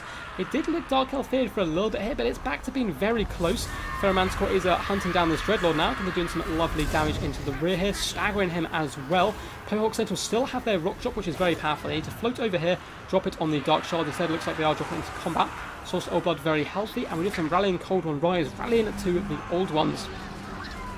Dark Shard's slowly being shut down here. Skink Cohorts as well have managed to lap inside. Witch Elves have taken a bit of a beating. Dreadlord is still 2,400 health, not too bad. Soothsayer needs to get some of these Lizardmen units moving once again. Manticore Summon nearly gone here, and down it goes. Old Blood can now move forward and start shutting down these Dark Shards. Community Skinks being chucked into combat. But do the Lizardmen have enough punch with all the damage they took early on? I mean, Dark Shards, they're still elves. They can fight in combat okay-ish, at least for missile troops. Skink Cohorts will take a while to drag them down, for example. Overcome the Sentinels, and are we going to get a fat rock drop? Come on, I want to see it. I want to see the glory. There we go, coming down. Unfortunately, most of the rocks actually went in the centre pocket. It would be better if it was aligned this way along the units, but still, it does some okay damage and armour some of these guys for a very limited time. Source Old Blood is going to absolutely tanked it by consistent missile fire and probably a noxious breath or so. And Source Old Blood down to just 1,900 health, though. He is cleaning up some troops rather nicely. It could also come down to whose Lord goes down first here. Luke gets some nice javelin fire into some Cold One Knights as well, trying to force them off. Manticore Summon has been popped by the Lizardmen. No, the second one used them slightly after the Dark Elf this time. Going after the Dreadlord as possible and doing so much damage. This is so goddamn close. Old Blood does start to fall back here. Did he drop his amulet actually there? Yeah, amulet did get dropped. He may want to be fighting whilst that is popped. Cold One Knights are pushing into the back line. Nice pick here on top of the Sorceress of Beasts. If they're aware, instead, no, going to be a slow stalemate here. A ton of Lizardmen forces in the back line need to get chasing and pitting these guys in the dirt, basically. We do have some lovely javelins coming in the Sisters of Singing Doom, which is making some nice play. And it looks like the Lizardmen may just be able to drag this down as the Dreadlord takes an absolute hammering from that Pharaoh Manticore, which is starting to dissipate though. Purple Sentinels can chase this guy down, do some decent damage as well. Sorcerer Old Blood relatively healthy, come and help finish the Cold Ones, and all the archers are being forced off here. There is still some healthy Witch Elves though. So deadly stuff indeed.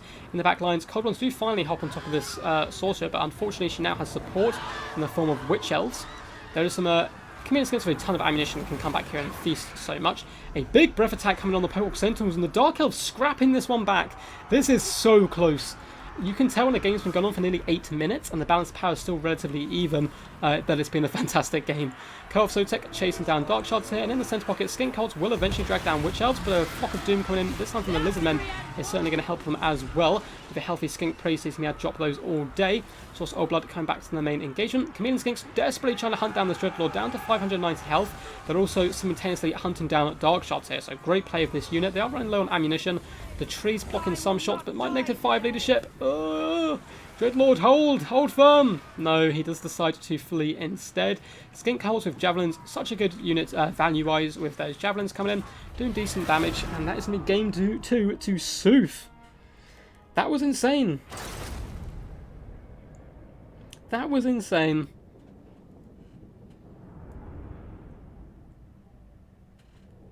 You have no idea what's going on. Well, apologies. Hopefully it wasn't too messy. It was kind of really back and forth there. Looks like the Dreadlord did 110 kills. I like to see him in action there doing some pretty decent work. Witch Elves as well managed to do some decent work in the front lines. But eventually the Chameleon Skinks and Skink Cohorts managed to drag them through the dirt just about enough to win the day. GG, super close. So the next map is going to be Alpine Ridge. This could be the final game here. Soothsayer could take this 3-0, but the games have been incredibly tight so far. It's going to be interesting to see how it does pan out. Q.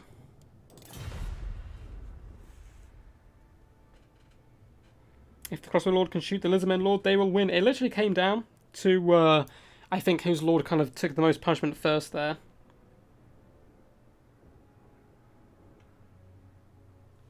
So when I play Vampire Cat Mirror and after 8 minutes of grinding, the BAB is even. The game has been fantastic. Indeed, always. Always. All your games are fantastic, Aristo. That went surprisingly well for Lizardmen. I mean, it is Soothsayer. He is the OG god of Lizardmen. The Scientisty is having to pull out his Dowie here. Banning High Elves and Beastman. I like those bands quite a bit. That was pretty damn insane though. Hope you guys are enjoying the tournament so far. Can Anticipate bring it back? He certainly has the potential to bring this back. Or will Soothsayer be crowned the Season 4 champion and be entered into the Hall of Champions alongside the first ever champion, Zach Bisane, Chosen One, and King of the Dead? Which is a pretty impressive set of players all around. Alpine Ridge, pretty fun thematic map as well. I always try and do it as the third game in a best of 5, as if it is a 2-0 like it is now, it's kind of, you know, Soothsayer trying to climb to the top of that hill to claim the crown. Zachary Dowie! Yes, at last you get to see some Dowie action. No, or maybe Skaven, we will see. He didn't ban them. Yeah, also, yeah, the Manticores are pretty huge there. The Lizardmen Manticores did some pretty consistent damage to the Dreadlord, where I think the first one for the Dark Elves was slightly too early.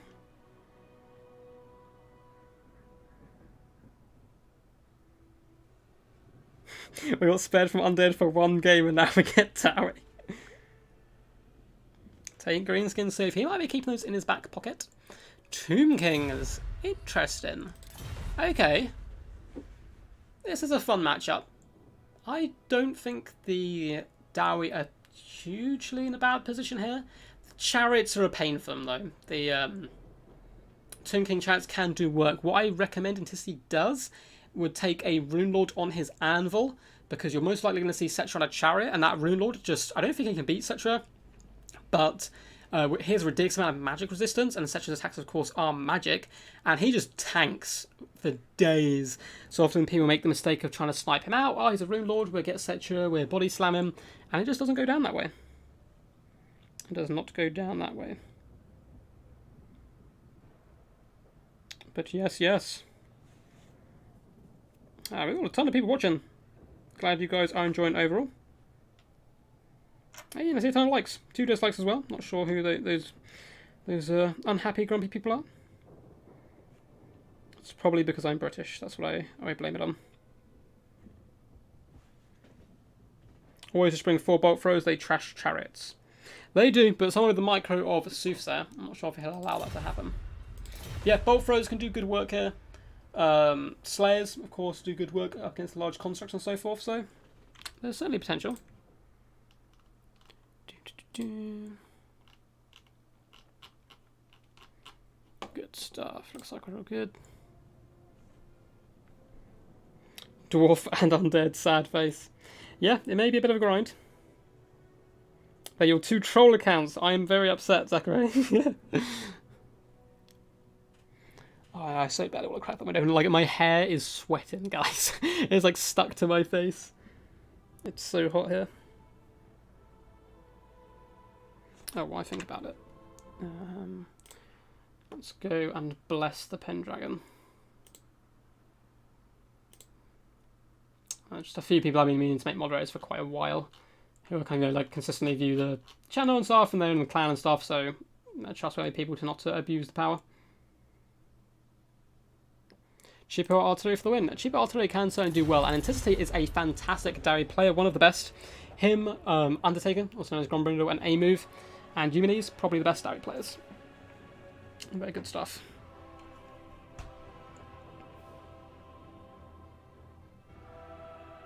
It may for the algorithm, but not for my soul, V-Claw, not for my soul.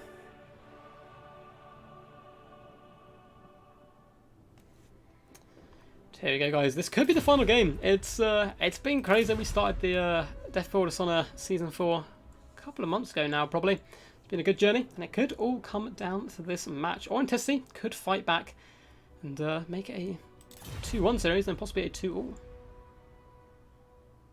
And these guys sort out their stuff. If you have any questions, now is the best time to ask them during this little bit of downtime, while we just chill out and enjoy.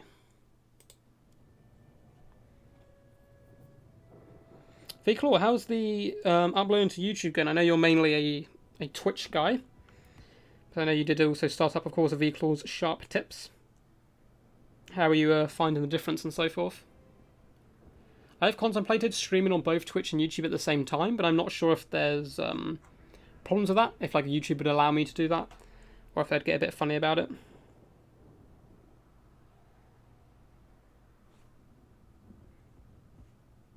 Yeah, who knows, man? I don't know. Rip your soul. Yeah, my soul's gone. I don't know why people do it, but, you know, It's not too bad. We got more happiness than disappointment, which is always good to see.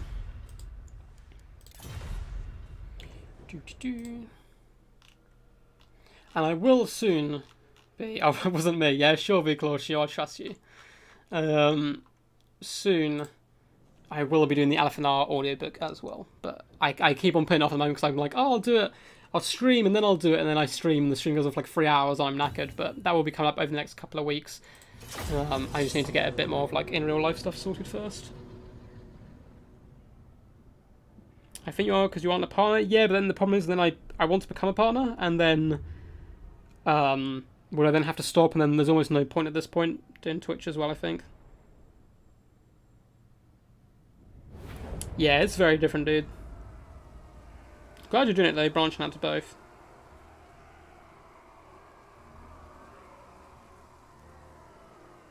When in doubt, blame Ronin. Blame Ronin and blame Pact for being late. Those are the rules of life. So, here we go for Anticity, trying to scrap his way back into this game. He has gone for a Rune Lord, but unfortunately, no Anvil of Doom. But he has gone for a Master Rune of Wrath. So it looks like he's going to be trying to counter chariots instead, the old-fashioned way, slowing them down and obliterating them. So he has Dwarf Warriors and Longbeards all the way along the front line, as well as the Warriors Dragonfire Pass, who have a crazy cool colour scheme. This is probably the colour scheme I would go for if I played with them on tabletop or something, like the dark red gold. It's just so glorious. He does have some Rangers here, Bugman Rangers as well as Ulfar's Raiders, who come in with, of course, marked by Ulfar, which allows Rangers to actually take down some pretty meaty targets. Minus 30 armor, 22% missile resistance, parry, all that good stuff. Yes, we're seeing Iron Gate Triumph Torpedoes. I quite like doing this as well. He's brought the double of these guys. You Master Rune of Wrath in the chariots and try and pound them down as quickly as possible. He does also have a couple units of Thunderers, Dragonback Slayers as well, but only one unit of Slayers. It's going to be tough to protect all this stuff, I think, but if anyone can do it, it's Anticity. He is so good at protecting that back line. Bugman Rangers all dotted up as well. They can actually do pretty decent work up against Carrion. So for the forces of Tlaxlan Soothsayer, the unstoppable warrior god at the moment, he has Skeleton Warriors dotted all the way along the front line, cheap and sheer for the chaff, and that is because he's going to be saturating on top of them with Ushopti. Shopti, fantastic in this matchup. There is nowhere near enough Slayers to deal with these guys. However, Trollhammer Torpedoes will rinse them in seconds if they are allowed to consistently get those shots off. These guys will allow the Skeletons to take the damage before hopping on and just decimating Dowie infantry. He has a couple units of horsemen as well. We have skeleton chariots, just for the one unit, so not too much micro. Setcher on top of his mighty kitty cat here is can be causing all kinds of problems, and he does not do much damage on top of this. So I think it's a better pick, but it is a big target, of course. Here's the Blessed Blade, Incantation of Desecration, Protection, all that good stuff. Pretty fun build. We've got some carrion as well. Is it just the might just been the one unit of cav actually? Yeah, just the one. Fun stuff, and here we go. So this map is kind of annoying for the Dowie in a way, because they can't really use cannons and so forth, but it looks like he has come prepared for that instead. We do have Bugman Rangers just lacing a few shots up into the carrion, poking those guys down a little bit, doing some okay damage. As both forces do start to move up. Who is your money on?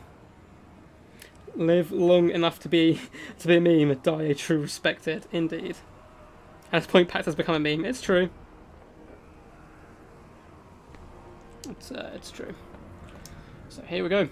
As both forces do move up, chariots arcing over their hill. Now you can get a good look at this Dowie force and the foes that do oppose him.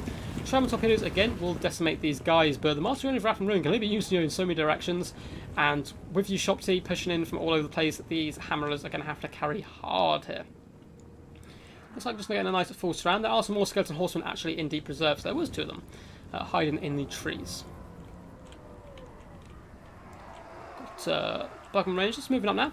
These glorious looking fellows, relatively decent melee combatants. They actually have regeneration, which is hilarious, which a few people don't know about for some reason, but it is because they come in with liquid fortification. This is true to lore, so Bugman's beer that he brews is so powerful and potent, it can actually heal wounds, lift leadership, and all that good stuff. I've got my voice going a bit dry there for a second.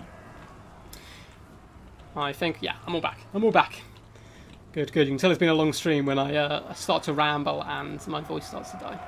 So Dwarf Longbeards going to push on the Skeleton Warriors. They'll be able to deal with them relatively effectively. It will be a slow fight. Warriors Dragonfire Pass with their flaming axes. Going to get a lovely charge here. Vengeance! As they charge in, going to be pulling down those Skeleton Warriors. But it is going to leave the Dowie relatively spread out. So nice play by Intistic. He notices he's hammering down this left flank very quickly. So he pulls back, trying to reform his lines over here. It's like I don't do enough. I tend to push out and leave your box a little bit undefended. Crossbowmen are going after you Shopty here, but by moving, his Trollhammers of course aren't firing, and it's going to be a bit of a struggle. He's having to form some lines now rather than a box, which is going to allow Horsemen and the like to push in a little bit quicker. Longbeards though are decimating Skeleton Warriors down here on the low ground. Some of Shopty have popped over to help out a little bit. Setcher going to come in to say hello though to these Bugman Rangers, and there's nothing that kind of big here to stop him. A big upgraded Incantation of Desecration has popped. Minus 40 melee attack and 24 melee defense is going to nuke these units so goddamn hard, and Setcher pops into the back line on top of the Iron Drakes, and there's nothing here to stop them. The Dragonback Slayers slight out position. It looks like they were trying to hunt down Skeleton Warriors, who did of course have the Master Rune of Wrath and Ruin, and the Tomb Kings are certainly looking very strong, as the Shopsy have managed to get in as well, relatively unaffected. But here come the Trollhammers pounding these guys down. Looks like we may be getting a marks by Ulfar as well. Oh, these guys are going to get destroyed in 1 or 2 volleys. In comes the Slayers as well, but such a nice kind of dual attack coming here on the Iron Drakes. Runelord pushing back here as well. He's got a hammer, he can do some smiting, but he's not the best guy in the world and not the most powerful. Looks like one unit of Shopsy did get completely destroyed there, as Warriors Dragonfire Pass do start to float back here, and the Dowie's scrapping firm. The Thunderers have unfortunately been forced off, and these knackered Skeleton Warriors can simply beat them back. Thunderers getting shut down all over the field, and Skeleton Chariots, only 12 kills, but full health are going to be a huge problem. Looks like the front line, just with that one debuff, has managed to swing heavily in favour of the Tomb Kings and the Ushopti. Setcher, nice micro, bouncing around between hammering down the centre pocket and the front lines. Of course, if he wins the front line, these Ushopti are free to kind of swarm the Dowie where possible. The Iron Drake Trollhammer torpedoes trying to remain firm here, but there's so much pressurising them. See, a few shots are arcing up over into this night spot, but the Ushopti are doing some fantastic damage all across the field. But balanced power slightly against the Dowie at the moment, as Skeleton Horsemen do chase down Bugman Rangers and Thunderers, which is great diligent play as you expect. A nasty summon of Ushopti is coming into this big pocket of strength as well. Now, you may think it's a bit confusing. Why would you drop him on the Dragonback Slayers? Dragonback Slayers are actually good up against large threats and so forth, but he wants to waste as many Dragonback Slayers as possible on a summoned unit, which is basically free value, so they can't be used up against the real units and etc. Iron Drake Trollhammer Torpedoes doing some decent work as well, and it looks like a bit of a problem here for Sooth. He's blobbed up his free Ushopsi against just a couple units of Longbeards. He needs to fall back, spread those guys up, and float around the flanks before, coming in and stinging those Iron Drakes. Looks like Setcher, Master Rune of Wrath and Ruin has slowed him down to a really kind of diddery pace here, taking some huge shots from the Iron Drake Trollhammer Torpedoes. The Ushopti do now float over and start shutting those guys down, and the Dragonback Slayers as well have taken a huge amount of damage. More Ushopti floated around on top of Dwarf Warriors, going to be pulling those guys apart quite effectively. And the Setcher Imperial still just slowly lifting his paws up and down, but now back to a full swing of things. Some Thunderers have returned to the fray, and it's still a pretty close game, but oh no, this could be a disaster if it's what I think it is. It is. It's an Incantation of Desecration, not Overcast this time, but minus 24 melee attack is going to be lowering Longbeards down to a pitiful 6, and lowering melee defense is going to allow the Ushopti just to dumpster, and it caught basically the entirety of the Dowie force apart from these Longbeards here. But the Dwarfs are scrapping firm here. If they can just keep their Iron Drakes active, but one unit has been broken off, and the second unit looks like it got finished a short time ago. There it is, running for the hills. Now they don't have too many good answers for Setcher. And looks like most of the Ushopti have been cleared up though. Got one unit over here, and some healthy chariots as well, up to 81 kills now. Considering when we saw them, they had basically nothing. That is some scary stuff indeed. Setcher, what is fire damage going at the moment? Going to be doing some decent work overall. World Dragonfire Pass holding firm though, trying to drag him down as much as possible with their fire damage.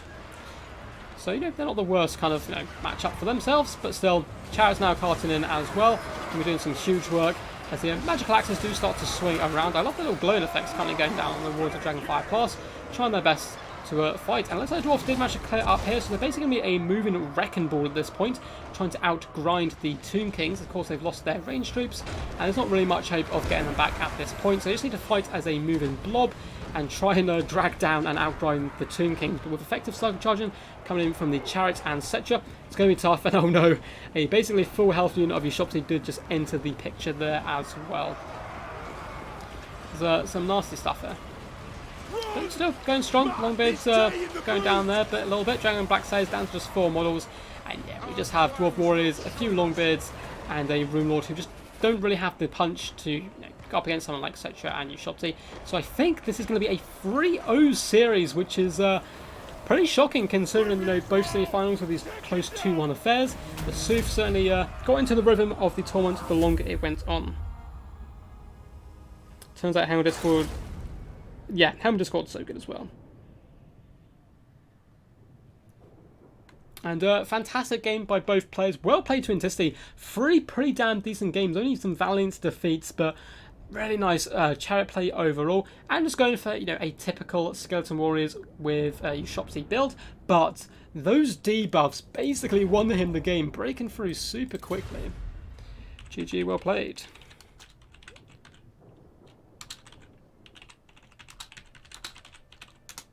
And those debuffs were nasty. Let's update the scoreboard.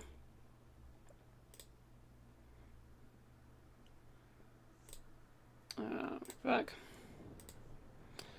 Well played, intensity, and a massive shout out to this season's champion. Oh,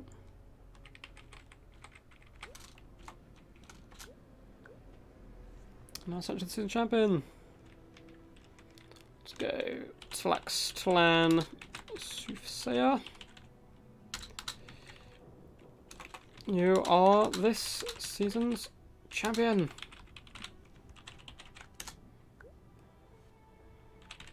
Well done, dude. Quick games.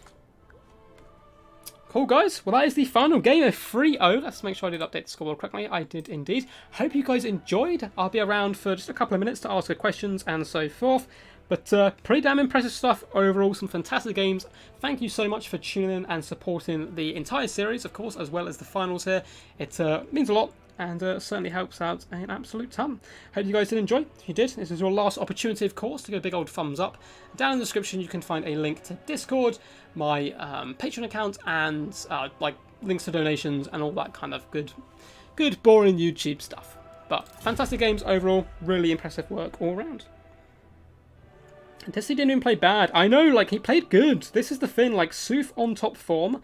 There's not many players who can stop him. QSA forever from Arisademos. This is your moment, Sarmation. Strike. Poison Ducky, you have indeed been summoned. I'm not sure who by, but you were always here. I think you mean Tlaxclan Duckslayer. That is true. Tlaxclan Duckslayer is a bit of a beast. Thanks for the stream. No worries, guys.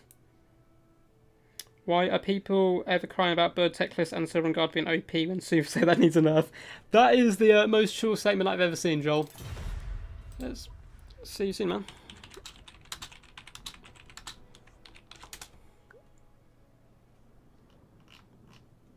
Cool, cool, cool. So, we are going to drop out of this. I'll add him to the Hall of Champions in a bit. How would you nerf him? He needs, like, less gold or something, or has to play on, like, a weak internet connection. I'm not sure. But guys, if you do want to get involved in a tournament such as this, Season 5 will be starting up in just a couple of weeks. I don't have a start date yet, but to keep up to date, feel free to join the Discord and you can get involved. But it looks like we don't have any more questions. So let's just... I'm going to add him to the Hall of Champions quickly. Season 4. Tlaxclan Soothsayer. Oh no, actually. Let's add it all into one thing.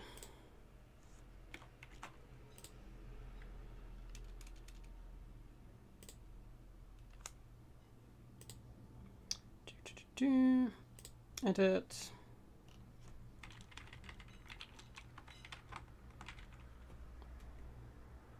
Why is that not going? Who knows?